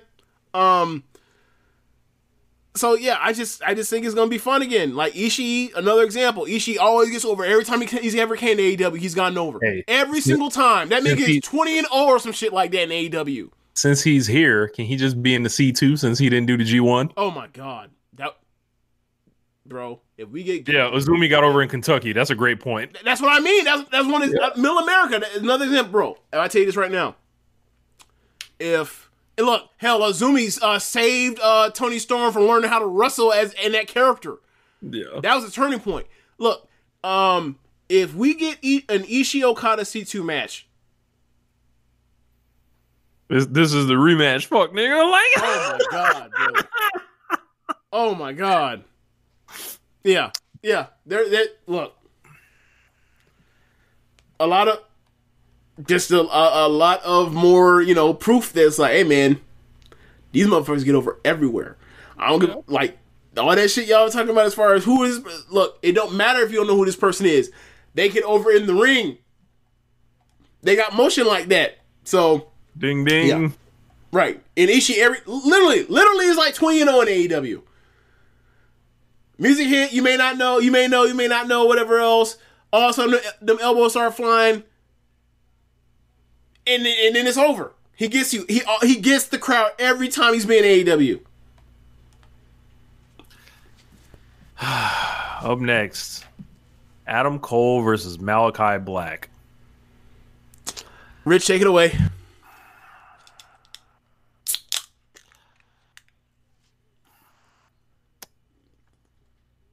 A lot of people call this a tribute to NXT Black and Gold, but like NXT Black and Gold was way better than whatever this was.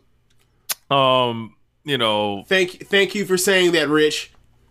Like, I can't say that. I'm the one that had a podcast for like a half a year about it. I can't say that. You have to say it. Thank you.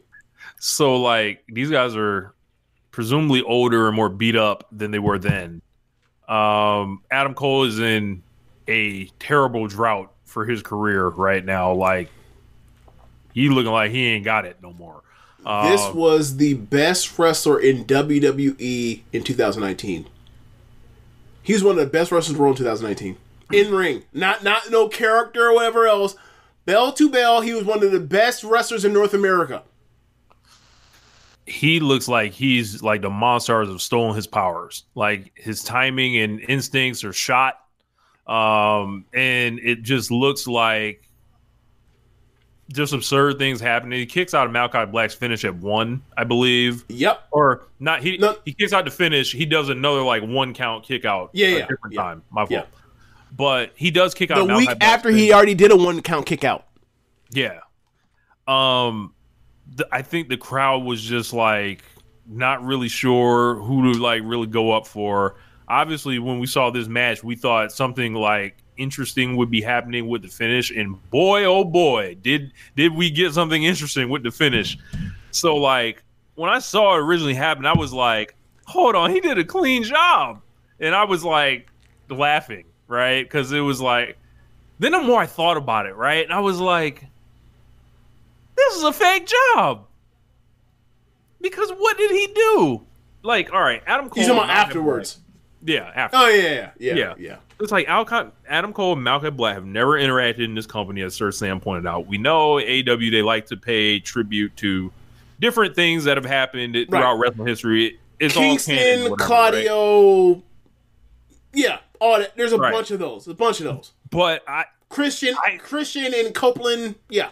But I don't feel like this one is as earned as any of those, because it's like, who is really thinking about Adam Cole versus Malachi Black as some like defining feud, even of like NXT? It's not Gargano Cole. It's not Gargano Ciampa. It's not even Adam Cole. Hell, if they did something like this with Adam Cole and Ricochet, that would be more fitting.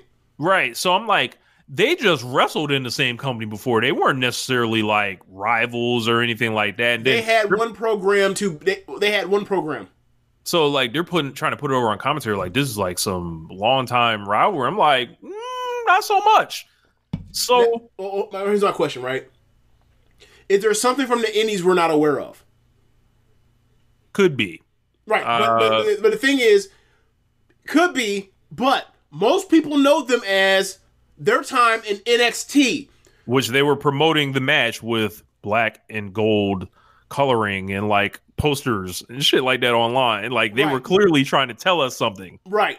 So regardless of whatever it may have been on the indies, they're not like their wrestling careers are not linked in that way. They may be cool backstage. We don't know about that. Right. So I call this a fake job because I'm like, oh, towards the end of the match, they're not even having some heated match where the guys are just leaving every ounce of their ability, their heart and their soul in the ring. This is not like an Undertaker at WrestleMania streak match or anything like that. This is just a cold match on a 1-week build, right? This nigga, Malachi Black, sits down in the middle of the ring and is almost like, please finish me, essentially, right? Mm-hmm. And Cole's like, all right, bam, boom. Yep. You know, pins him, 1, 2, 3. I'm like, huh? Then they stand up, shake hands in the middle of the ring, hug. Malachi Black's towering over this guy, hugging him. He walks his ass out the ring, up the thing, turns around all sad face essentially, and Adam Cole gets on the mic like, give it up for Malachi Black, like essentially like, it was like damn near like, dude, when I initially watched it, I was like, was he told that he was about to get his release like after this match? I was like, this man's jobbing like this is his last match in the promotion. That's what I tweeted out. I was like, I know he ain't leaving the territory. Right. Then I was like, all right. And everyone runs wild because we all jump to the same conclusion because it's like because the only explanation is either A, one, he got his release, or two, they are so into the NXT-ism stuff that is like, oh, this is what happened when motherfuckers would get beat on TakeOver and would go to the main roster. So there's only two conclusions. Either you're taking the NXT-ism too far, or this motherfucker got his release. So which one is it? So, like, I saw this, and I was like, what are we doing this for? Like, and then, of course, the talk for the next 24 hours goes crazy around it, like, you know, because Malachi Black has fans, you know, and they're very loud and passionate about him, even though this guy he's clearly not the same wrestler he was. Through no fault of his own. You know, you get hurt, you get older, or whatever. But the issue I think he has with a lot of like AEW fans, like I think they see him, the weird finishes around his matches, the lack of singles matches that we all can kind of figure out why there is a lack of singles matches there.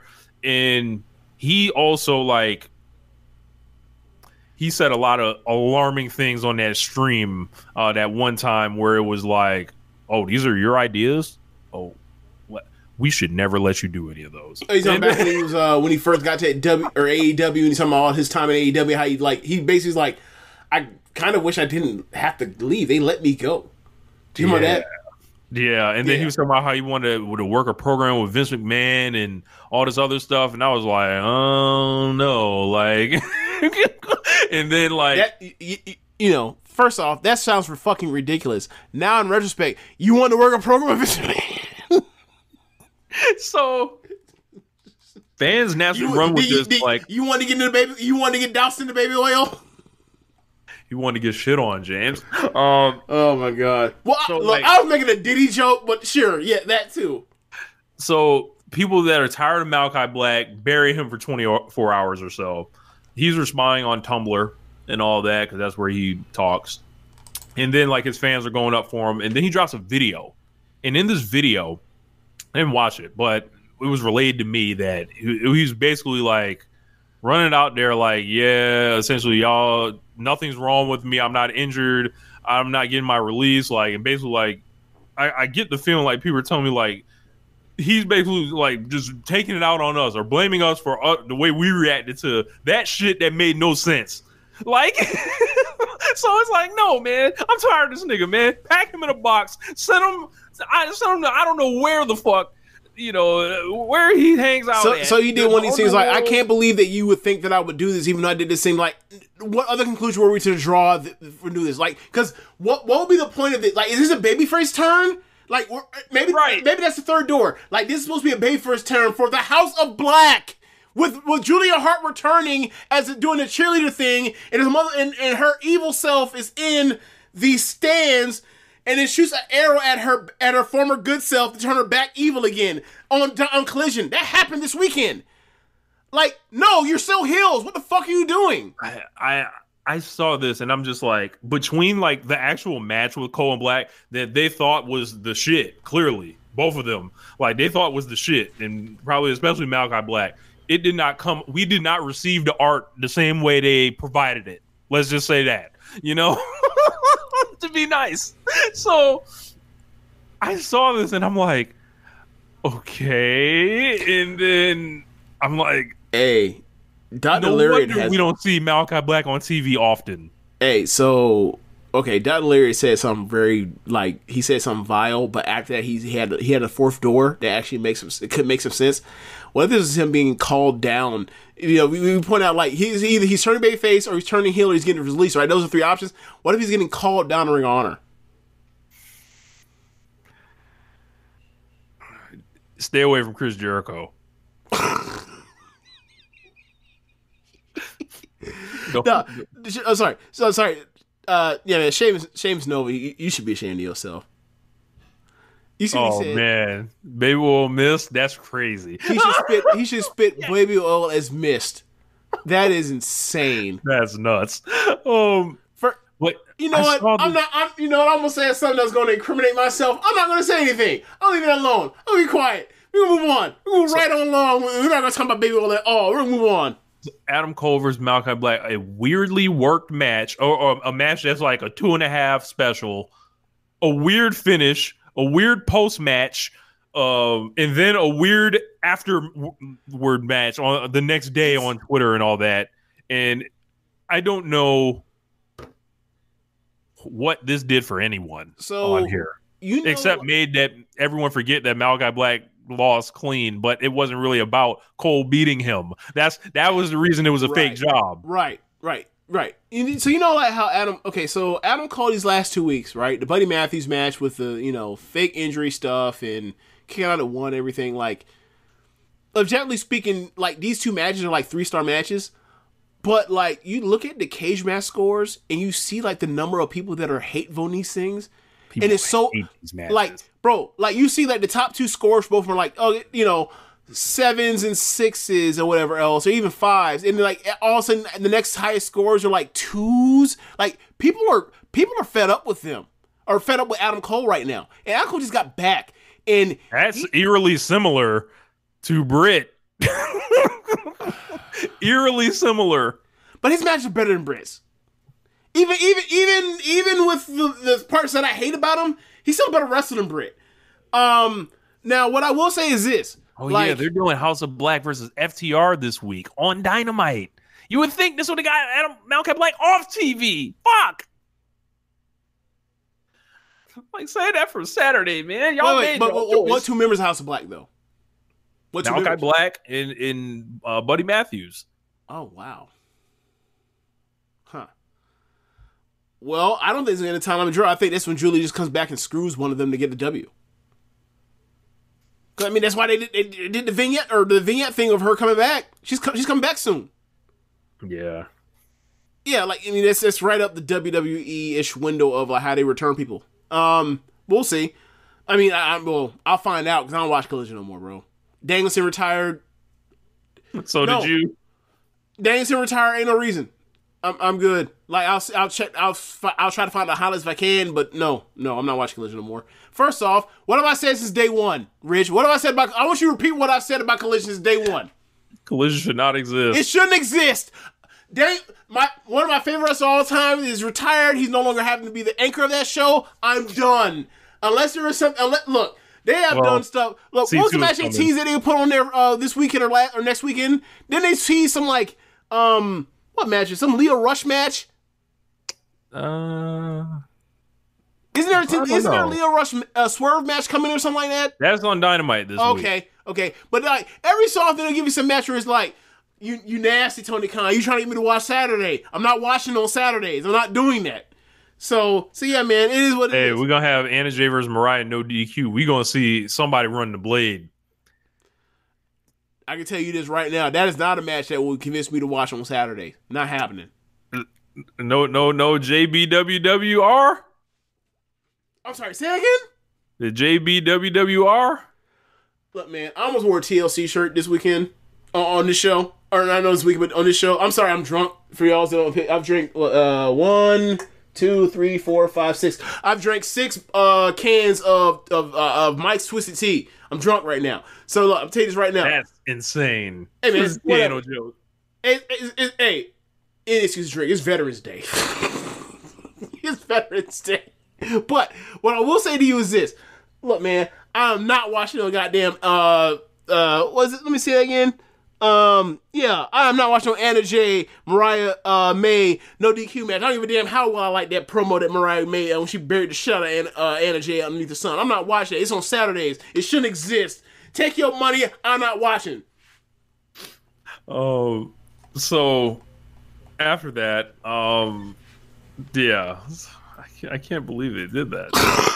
What, Wasabi King? Wasabi King?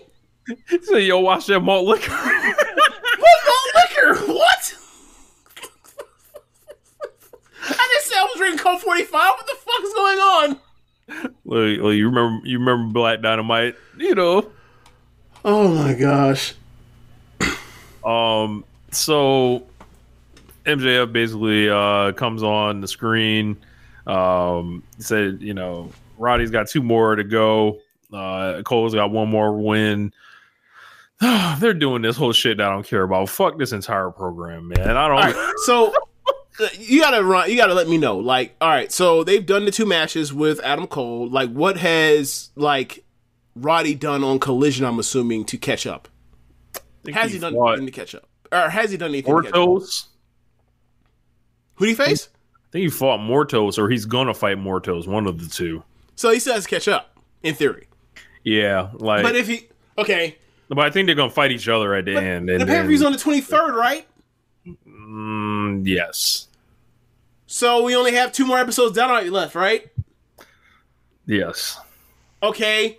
Let's say he loses Kesha. That means he has one more match. Oh no, it's 2-2 and both have matches. Okay. All right. So who did you mentioned Mortos? Who's the second person or the first person? Whoever else? Someone in the chat, let me know.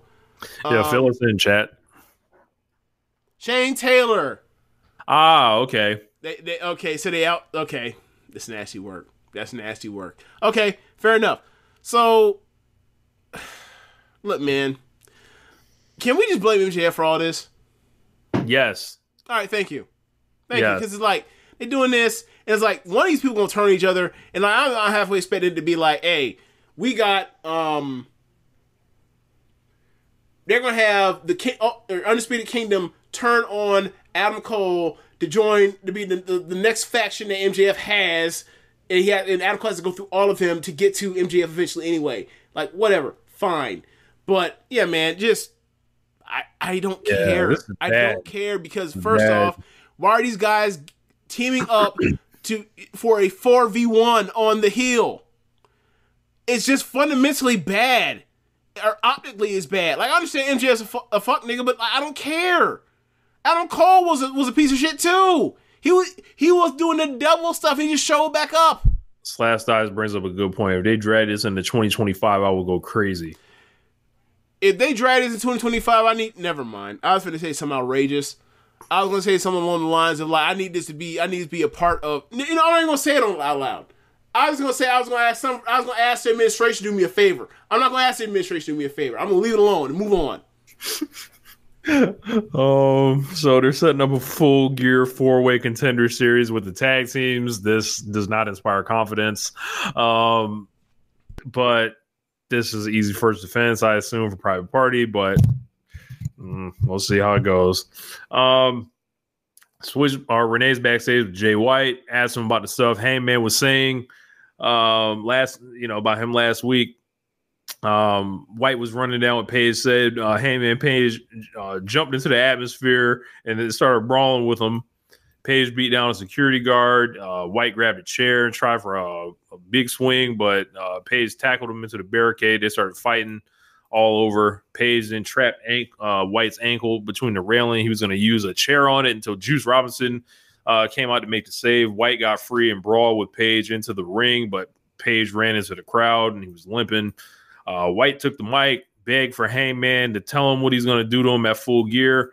White said he's going to dismantle Page at Full Gear and he will have fun doing it. White said Page told him he'd leave White behind, but he's never been ahead of him, and Page's leg will be his downfall. Perhaps White will be the first one to make Page quit. Okay, so can we just get to the match? I'm tired. Adam White. I said Adam White. That's crazy. I mean, Adam is white. Jay White beat Adam Page in the first match.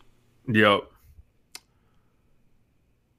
And in similar fashion to the program we just talked about, where like the baby faces in this situation have a numbers advantage on the heel. The heel is outnumbered. Look, you got to tell me. I need more than just obviously your opinion on it, because like we're all tainted on like Jay White's entire like pro wrestling history since 2018, right? 18, 17, whatever.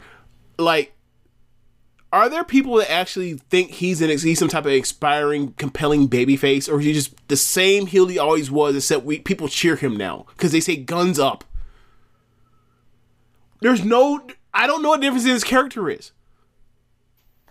What is the difference in his character? He's like, I'm not, and look, I don't want to do the, he needs to atone for his sin shit that people are doing with Roman Reigns, or Roman Reigns is doing right now, whatever else. I'm not behind it. You get injured, or you go away, whatever else, and you're heel. People are happy to see you, so they'll cheer you. You're a babyface. That's the nature of pro wrestling all the time. It's always been the case. Tommaso Ciampa, Triple H, when Tommaso Ciampa fucked up his neck, Triple H when he fucked up his hamstring or quad. I'm sorry. It always happens. Hamstring, quad, whatever it was. It's the case. People miss you. They want to see you on the screen. They'll cheer for you. I get that. I want to know what tangibly happened besides Christian Cage, another heel, him having a program with another heel that just made him babyface. Like, he's doing the same shit he's always done in AEW. Don't get me wrong, I like him more in AEW than New Japan, but my point is the same. Like, do you remember when Alberto Del Rio? Go ahead. Do you remember when Alberto Del Rio one day just popped up with the babyface moveset, and then we were like, "What the fuck?" Like, why did Jay White pop up with the babyface moveset at least? But that's right, because at least in that situation you had two things. You had that, and also you had. It's crazy we're actually like pointing out good things they did with Alberto Del Rio, and actually have nice things about Alberto Del Rio. But like, at that point in time, they had Big Show turning heel, and he was beating up Ricardo Rodriguez, his ring announcer, and Alberto was fighting on behalf of his ring announcer. So that's what turned babyface. And then they did that last man standing match in Miami that was fucking good. So it's like, there's a reason, like there's reason behind this. I don't recall, because I don't watch fucking Collision. It's probably the problem. It's probably a me thing. But like outside of he did a program with another evil person, even though he was evil, that turned him babyface. But it's like he still acts like an asshole. Yeah, I think. What's the difference? It was the Christian part as well. He was doing promos with him, where they were put against each other. But right. I don't know. Like it's. But Jay White is still an asshole. I mean, I don't know. Look, and I understand he's getting programmed with a bigger asshole than Adam Page right now after what he did to Swerve or whatever else. But like, this is an asshole versus asshole feud. I don't care. They're both talented guys. Find babyface for them to fight. James Barwell says, "What babyface move should Jay White add? Let's fantasy book it." Didn't he used to do flips in the Ring of Honor? He used to do flips, but that was a long time ago. I don't know if he wants to still do it. A lot of miles. How old is he? Isn't he in his early 30s? Yeah. So, Renee's backstage with Chris Statlander. My God. Moving on. And she does an interview with Renee, and she's talking about, her match at Full Gear. And then there's this like hilariously awkward cut where some bullshit is about to happen. Like you just hear her walk off, and then you hear like a screech, and you hear a car, and it's like it was totally unnaturally shot, like where you knew some angle was about to happen a second later. Camille's driving. Mercedes is like, yeah, you couldn't even hit her. Then Statlander walks the dog with them both. Rock bottoms Mercedes on the hood. Beats a 2v1, whoops them both. 3v1. You gotta include the car. The car, yes. So Statlander had the biggest, like, this is the most inspiring babyface performance I've seen in this company in quite a while. I need someone to talk to Slash Thighs. He's insane right now. Yes. I'm not repeating that. I'm not repeating that in the chat. What he said in the chat is not. I'm not repeating that. If you want to repeat it, Rich, you can repeat it. I'm not repeating that. I'm staying clear. But this is one of my favorite Statlander moments. I think from the aesthetic to the the whooping that she put on. So Camille getting yelled at by Mercedes, more of that. So I think her days are numbered. All right, so that means either Camille has to come through finally, or they break up and like they turned Camille into, I don't know, because like she has zero sympathy for me. She stinks. Like if she this is not Wardlow and MJF. It's not where like Wardlow is like actually has potential and like he's being, you know, fucked with by this smaller person that is keeps picking him, has a power dynamic advantage over this person. This ain't the case. The second that Mercedes gets away from Camille, it's over for Camille. It's over. She's going to catering as soon as that program's over with. So I don't know what to do. I don't know. Or Jamie Hayter squashes her. Like one of the two. That's a part of it, and then sends her to catering. Yes. Christian Cage and Hook come face. Also, to face. speaking of Jamie Hayter, right? Why can't we just get Jamie Hayter versus one of those two? Who? Statlander or Mercedes. Or Mariah. Seeing that Mariah, you know, she has the belt that she last had before she had to give it up for injury. Well, why do I feel like I talk about this every other week? What the fuck are we doing, Jamie Hayter? You talked about it last week. Okay. I think. And I told you, I was like, well, this shit clearly looks set up for Mariah to drop that shit back to Toni Storm in Australia. Yeah. It ain't nothing like, and if you don't want to beat Toni Storm in the meantime, or excuse me, Jamie, in the meantime, you're not going to book that match. Just sit up and let me forward. Yeah. Fuck. So, this company has a Karu Shida in it. This company has Queen Amanada in it. And they bring back Julia Hart. Yeah, Julia Hart, man. Yeah. Christian Cage and Hook come face to face. I immediately just I'm sorry, Rich. Athena and the Minions can't get a second on this fucking on Turner. They can't get a fucking second. Her and Billy Starks can get a second. Red Velvet, ain't seen her in a minute. Controversial hot take. I am just fine without seeing the Minions and shit on AEW. Look, man, I understand they're dorky or whatever else. Their minds may vary or whatever else. But when it's time for the pay-per-view, when it's time for the match, what happens? Bring Athena by herself separated. That I'm fine with that. I am not amongst the Billy Starks believers. Look, sorry. Man, look. I get it. Whatever. Mileage varies, whatever. I get it. Right? But Billy Starks, you give her a pay-per-view match, she comes through in a pay-per-view match. We cannot put Penelope Ford on any goddamn thing. We cannot put Sky Blue on any goddamn thing. I thought she was all right. We can't put Anna Jay on any goddamn thing. We can't put Britt Baker on any goddamn thing. Why can't we put the dependable wrestlers on the fucking shows to have good matches with the people that we want to push? I thought Penelope was straight this week. I thought her and Jamie actually had a pretty good match. The finish rocked. The finish rocked. What about the rest of the match? I thought Penelope was all right. Okay. All right. I won't bury her. I won't bury her. I'm just saying, like, hey, she's been around. I'm not trying to say she had time. But she definitely at the top of this company.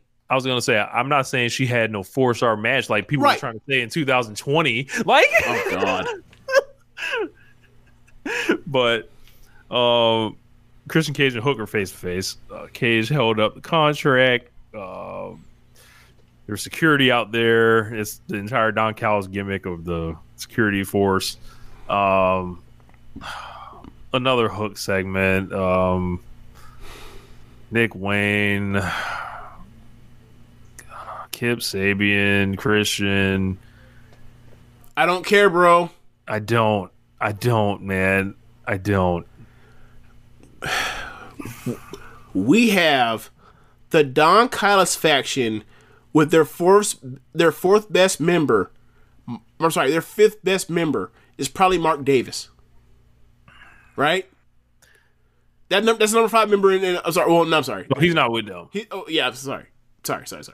Their fourth best member is Lance Archer. Or correct. Brian Cage, however you feel. Probably Lance Archer. That's their fourth best member. We have Hurt Syndicate. Hot as an Inferno.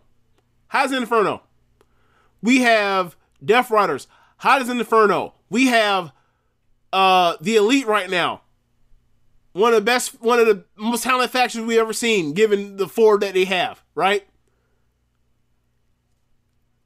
It is Christian Cage, Nick Wayne, Nick Wayne's mother and Kip Sabian. Get it the fuck off my screen. And especially get up the fuck on my screen, because you know I love Christian. Get the fuck on my screen when it involves trying to run an angle around Hook, who has been a fucking albatross around the neck, around this company's neck all year. Cut ties. Get over. I understand. I understand. Taz is on commentary. He ain't been on commentary because he's selling this injury. Since he's not on commentary right now, he's holding the hostage. Whatever the fuck's going on? I'm sorry, I'm speculating. I don't know any information. I don't know anything. If the whole thing is me either push my son or I'm not going to do it, thank you for the memories, Taz. You gotta go. This is reckless speculation. I have no inside information. I'm not an insider. I am not Rich Lotta. Rich has not told me anything through any of his sources. If the thing is either push my son or I'm not going to do your TV, get off my TV, Taz. I love you, Taz, but you cannot be my TV while putting this motherfucker that's not good on my TV. I'm sorry to speculate like this because I have no information. This is regular speculation. I'm going to repeatedly say this. If this actually like good faith, we're selling this thing and that's what I think it is. They want him to get over. If you want to get over, it's not going to work. I'm telling you, it's not going to work. It didn't work months ago. You had Chris Jericho not getting this shit over. That should be included and not going to work. Chris Jericho has gotten any damn thing over. He got a fucking list over. He can't get Hook over. We're done. Stop it. He got saying the word "it" over Rich and clicking a fucking top of a pin. He can't get Hook over. We're done. Get him off my TV screen forever. James, Chris Jericho got over greeting the audience in 2024. Hi. He got over Hi Guys this year. We're done. He got over. Send Hook to Africa. You know? Send Hook home. Send him home. Send him to Africa with Nas. You know. We're done. If Chris, look, man. Send Hook to Guangdong. Great. If Chris Jericho and Christian Cage can't get you over, we're done. These motherfuckers have lived in this business, this ruthless cutthroat business for over 3 decades. They know how to get shit over. If those two can't get your son over, we're done. Sorry, Taz. More reckless speculation. It's not working. Tony Khan, Taz, whoever else needs to be in this fucking parent-teacher conference. This motherfucker is not smart enough to get this shit through. We're done. He's not smart or talented enough to get this shit done. I know you thought he was gifted. He's not. We're done. Stop it. Hook got to go to SGW. You know, Uganda. I don't know where he got to go, but he got the fuck off my screen. I'm tired of this, man. I'm tired of this. It's a drag on the show. This is bad. This is charity. So here's the tip off that Adam Cole's losing next week. Some big ass nigga walks up on Don Callis while he's getting interviewed with an envelope of money. Said there's more where it comes from if you do what you need to do to get rid of Cole.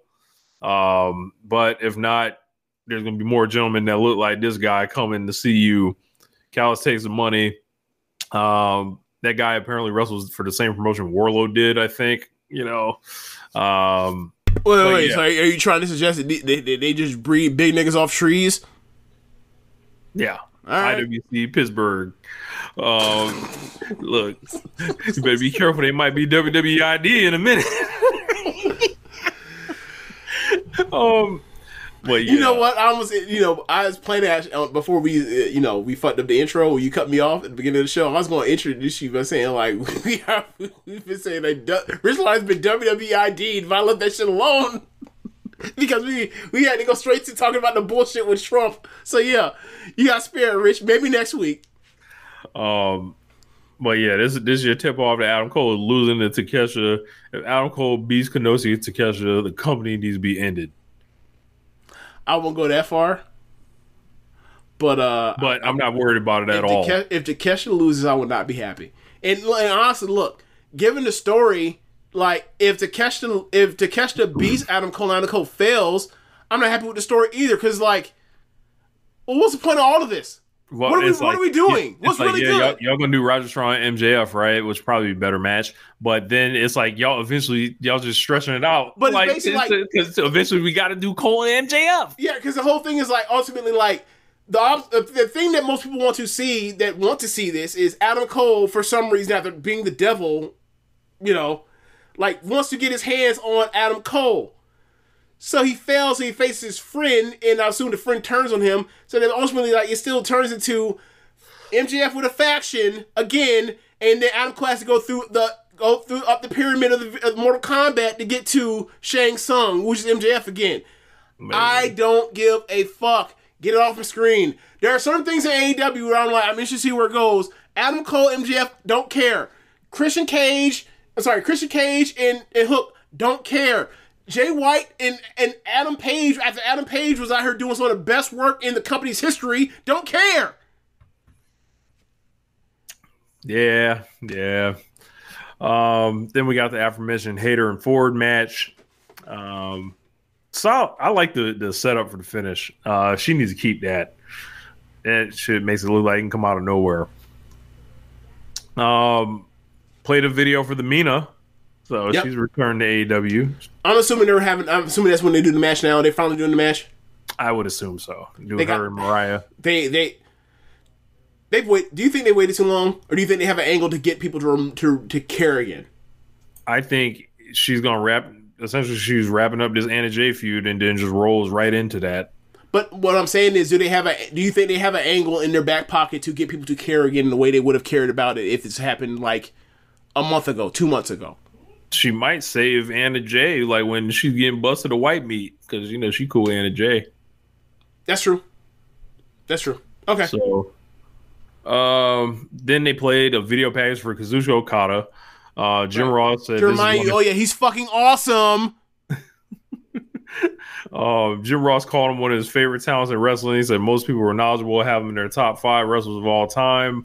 Excalibur said if Okada wins the Continental Classic, he will tie Masahiro Chono for the most tournament wins for a Japanese wrestler. I totally missed that, and if I had heard that, I would have fucking howled. Like, and then the C1 is 1 year old. What is this? He bring up the legacy left by Chono, and they cut to Okada. He's like, Chono? Who essentially who the fuck is that? Like, oh my god, who is Shono? Bro, I was screaming when he said that shit. And then he said, whatever, I'm gonna win the C2 and defend the belt. And holla. Essentially, big money. Then look, man. If they had there are certain things they do with Okada. I'm just like, this is fucking awesome. But it's just like the focus ain't on him consistently in a way that's like for someone making him out of money, he should. But like if that was matched with like the stuff he does, he would be fucking awesome.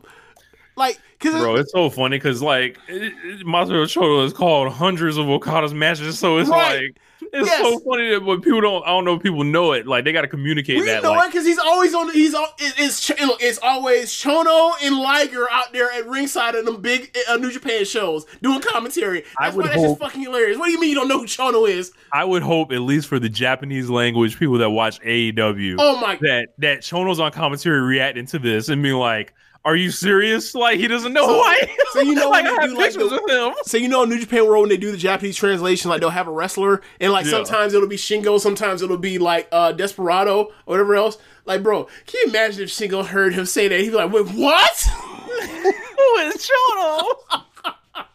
That would be fucking hilarious. Like, bro, one of my favorite things from the last couple years of pro wrestling was when Kenny kicked out at one of the One Wing Angel against Ospreay at Forbidden Door, and like they had Desperado on commentary. When he kicked that shit, he was like, "Oh, Kenny!"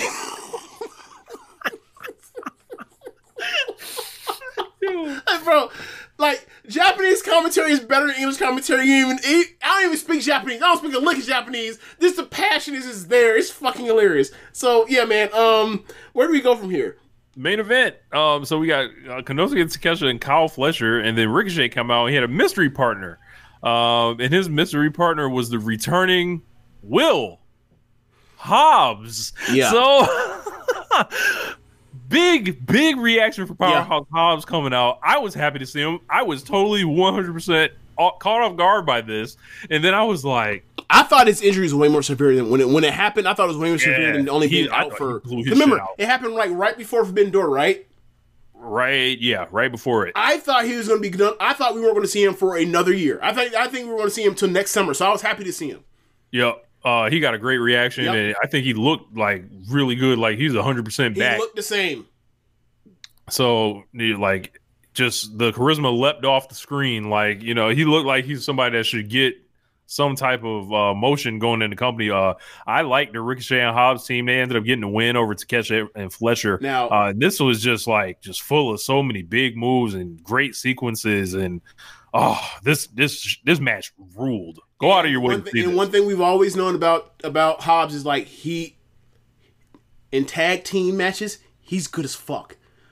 Right? Like one of the things that kind of got, in retrospect, we probably got too quick to get rid of, but like the Hobbs and Starks tag team was really good. Mm-hmm. We could really use a tag team like Hobbs and Starks right now, or another one like that. Yeah, man, like really fun match, and when I saw Hobbs, I was like, when we gonna get him in a suit with a card? When we gonna hand that man a card? Cause look, I tell you one thing I want to see. I want to see Lashley versus Will Hobbs right the fuck now. When Hobbs walked out, I was like, "Mo niggas." Like, right? But look, no, you remember? What? I think it's Black Saber Jr. that has like the gif of two brawling Japanese niggas fighting. It says "Big Nigga Fight Time," and they had her throwing blows. Yeah. Look, Hobbs and Lashley, big nigga fight time. I want to see that. But yeah, so like this all kind of led to and basically the angle how they explained it was said Don Callis let a contract expire, right. And it's somebody that wants to take it out on Don Callis. So I was like, all right, works for me. And then like we got essentially Ricochet ended up getting the pin, I believe, on Takeshita. So setting him up for a title match with him. He hit him with his newer finish, like the what do you call it? The basically like the running elbow. Some anime shit. I don't know. I don't know about the anime shit, but it's his own version of Hidden Blade. Yeah. So they start putting the boots to and trust me, there were great sequences. Go out of your way to see. Oh yeah, this is a fun ass match. We're kind of underselling it. Oh yeah, we definitely are. Fun ass match, best match of the night. Yeah, so like shooting star is the spear gun. That's what it's called. Okay. So post match, Kyle Fletcher basically grabbed a steel chair, smacked Hobbs on the apron. Then he hit one to Ricochet's back. Fletcher was going to hit the Tiger Driver when Mark Davis ran out to make the save, trying to drag Fletcher to the back, but he had a shoving match. Archer and Cage hit the ring. They attacked Mark Davis, laid him out. And Adam Cole hobbled his ass out there for some reason. I was like, what is he doing here? He got the music and all that too. Yeah. Barely a reaction. Then Takeshita cut him off and they're brawling with him. And I see Takeshita brawling with him and I'm like, oh yeah, they did announce that for the next week. So, and then that snapped the MJF thing into my head and I'm like, oh, okay, Takeshita's winning. Never mind. Yep. Then MJF's going to come out here and say, yep. Then Fletcher grabbed a chair and he was going to put Davis out of commission. Then Will Ospreay's music hit. 5 times the reaction of Adam Cole, which was telling, by the way. I feel like you're underselling that. I think you should say more like 8 or 10. The crowd actually missed him.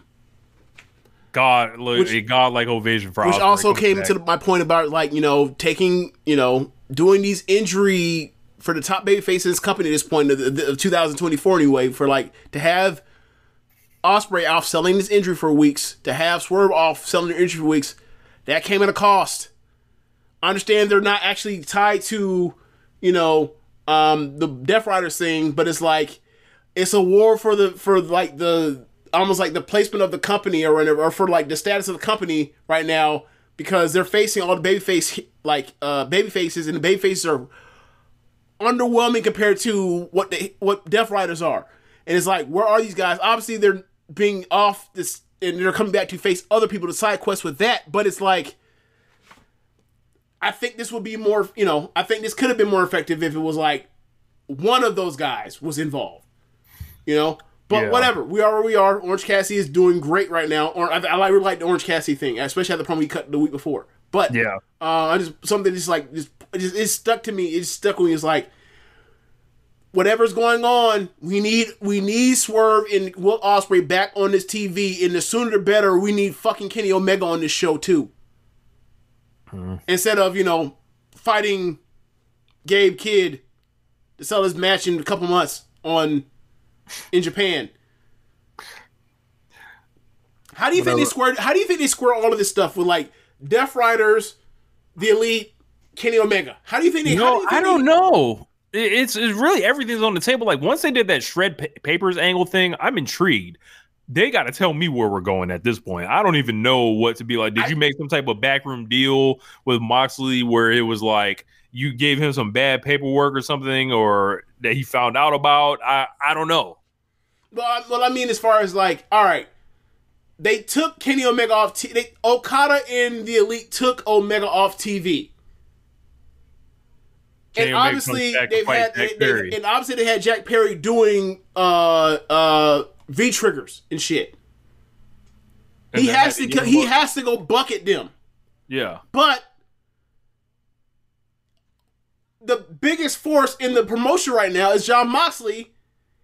And Jon Moxley and Omega have an all-time feud except for a fucking dud not going off.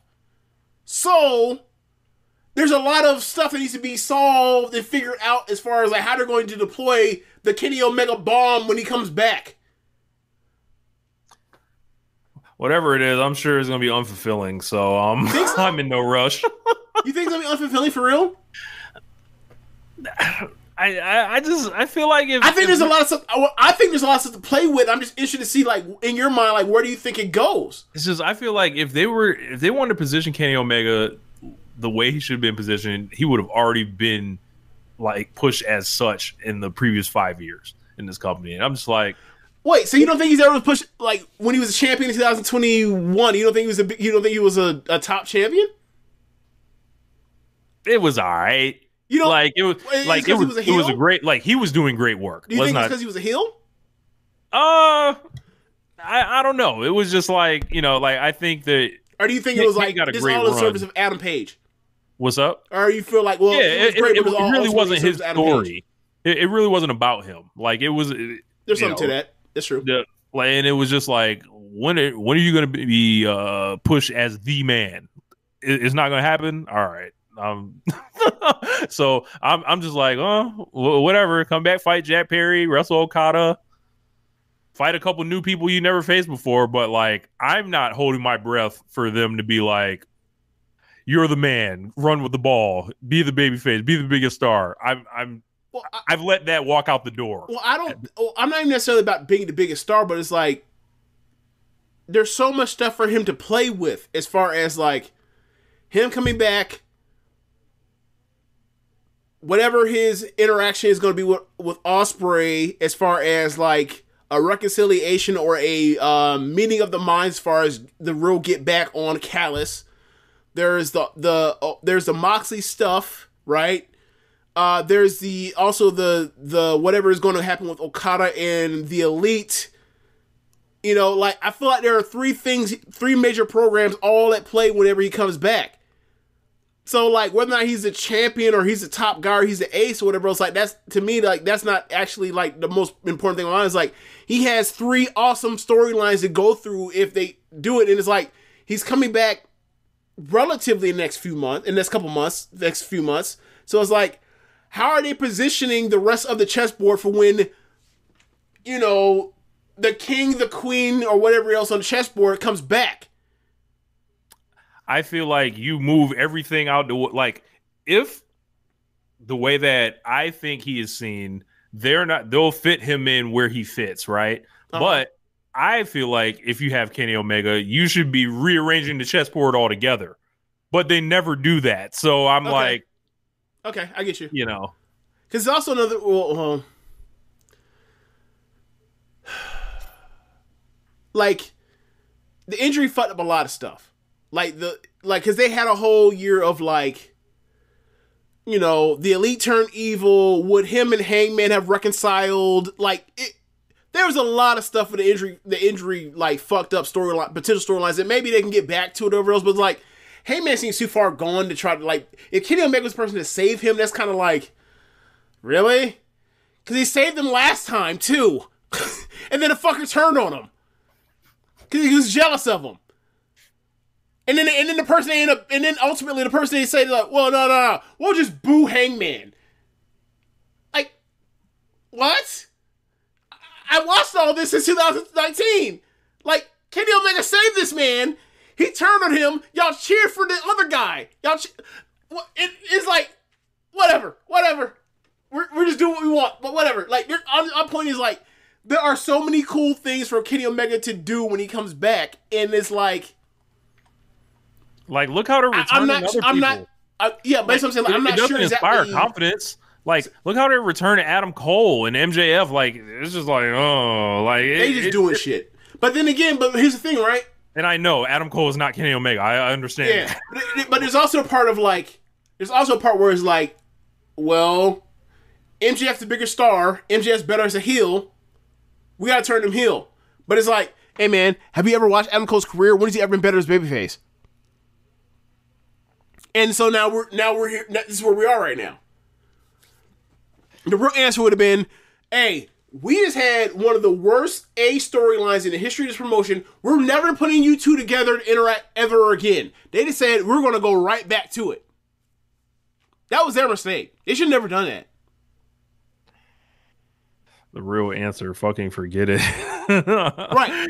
Don't ever do it again. Pretend like, hey man, y'all two never interact again. We're never putting both of you in the same battle royal, casino battle royal accident where you fight each other, fist of fury or whatever else, clear the ring, and all of a sudden you both like back into each other, you turn around and you're like, oh, it's you. No, we're never even going to tease that. We're going to pretend this shit never happened. You're never going to be in the same match ever again. Yeah, I'm content with the Gabe Kidd thing. Whenever they figure it out, they'll figure it out. So, you know. All right. I assume they want to do him and Okada at some point, but right. Maybe that's all in. I don't know. I mean, we talked about this a few months ago, where it's like, all right, Omega's gonna come back eventually. It's almost better for a belt not to be involved too, unless it's the world title. Right. You just make it like number two feud. And it'll be something else that's like, it helps draw people because of, what that match did for for pro wrestling the decade before. Or that program did for pro wrestling the decade before. Yeah. We said that, we talked about this, I don't know if it was on air or off air, but like, yeah, that's what you do now that like Omega, the whole summer got fucked up because Omega, had to get his health taken care of. So, but it's like, because we speculated first, like, is that going to be like, they dropped that at Wrestle Dynasty? Well, ain't no Okada on Wrestle Dynasty, so they ain't happening there. He's facing Gabe Kidd. So, I mean, obviously they've came up with stuff that's more important. Like, the Death Rider thing has been so cool,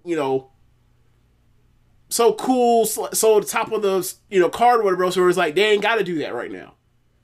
So, I'm just trying to figure out, like, where the Young Bucks fit in on all this, where does Okada eventually fit in on all this, where does, like, because, like, I mean, it would be foolish of them not to utilize this seemingly last chance of whatever they have of Omega's prime. Because, like, if he gets injured again for a long amount of time, like, you can't rely on him again after this. So, like, get the 9 months, year, or whatever, or 18 months, so you can get out of him while you still have it. So, like, it needs to be Swerve, Paige, Moxley, Ospreay. It needs to be all the heavy hitters in the next 18 months. If you can actually get 18 months out of them. Yeah. We will see. Yeah, right. We will see. But yeah, that was the show. And I think that is also ONR. Yeah. Rich, you want to what do you call it? Do you want to? I'm sorry. Do you want to plug the Chop Tees? Yes, go to chop-tees.com/social suplex. Get you some wonderful wear. The One Nation Radio designs, Social Suplex designs, Trish and Sarah designs, the Sam's Match Guide designs, several of the other great designs. The Keepin It Strong Style hoodie, I hear, is good for this time of year. Where else would you rather be on January 4th? A little bit cold. You're going to need a little hoodie on you. Why not wear one with somebody on the cover that allegedly looks like Hiroshi Tanahashi? I don't know. Be an ace and get the hoodie. If you want this fine, garment that I'm wearing, the One Nation Radio, the classic hoodie, you can go to onelifetimeworldwide.com and do that and get yourself one of these hats. You can do all that stuff. So, yeah, man, help us out. Holiday season is on deck. Need this extra yen. Yeah, I'm pretty sure in the next couple months there will be a new design for on One Lifetime that y'all will need to go get. But yeah, besides that, Jeremy and Josh, y'all FOH presents have arrived. It's a good one too. me, Rich, and a co-conspirator have been plotting this for most of the year. Nearly 1 year we have been working on this. We've been sitting on this bitch for like a year, damn near a year, like most of 2024. Oh man, we can't wait to get y'all. We can't wait to sit down for FOH and hand y'all this shit. Either they gonna think it's the funniest shit ever, or they gonna be furious. Either way it works. FOH gonna be awesome. All right, y'all. So, thanks for listening to the podcast. If you are watching from the stream, be sure to go to the podcast show notes and go to the Red Circle link. You can donate there, and be sure to listen to other shows on the network. Besides One Nation Radio, you have Keepin It Strong Style, All Things Elite, Imps WWE Adventure, Wrestling Art with Chris Things, Tunnel Talk, and the Trish and Sarah Wrestling Podcast. Tell me why I can say it right while I'm drunk, but I can't say it when I'm sober. Also, I might have to go holler at Imp, because me and Imp might need to go talk about the Yeet Man and talk about his ascendance into the upper stratosphere of WWE history. So, the Yeet Man segment was fucking hilarious. So like when Imp, when you got your time to talk about a Yeet Man segment, be sure to think of your boy and we can talk about this. So yeah, that's it in the show. Thanks for listening, y'all. Later. Peace, y'all.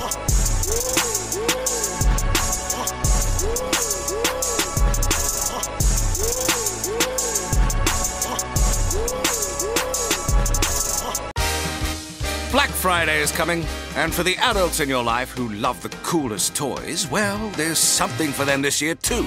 Bartesian is the premier craft cocktail maker that automatically makes more than 60 seasonal and classic cocktails, each in under 30 seconds at the push of a button. And right now, Bartesian is having a huge site-wide sale. You can get $100 off any cocktail maker or cocktail maker bundle when you spend $400 or more. So, if the cocktail lover in your life has been good this year, or the right kind of bad, get them Bartesian.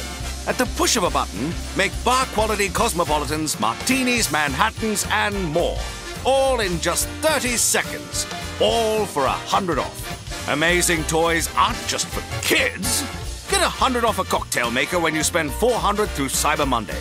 Visit bartesian.com/cocktail. That's BARTESIAN.com/cocktail.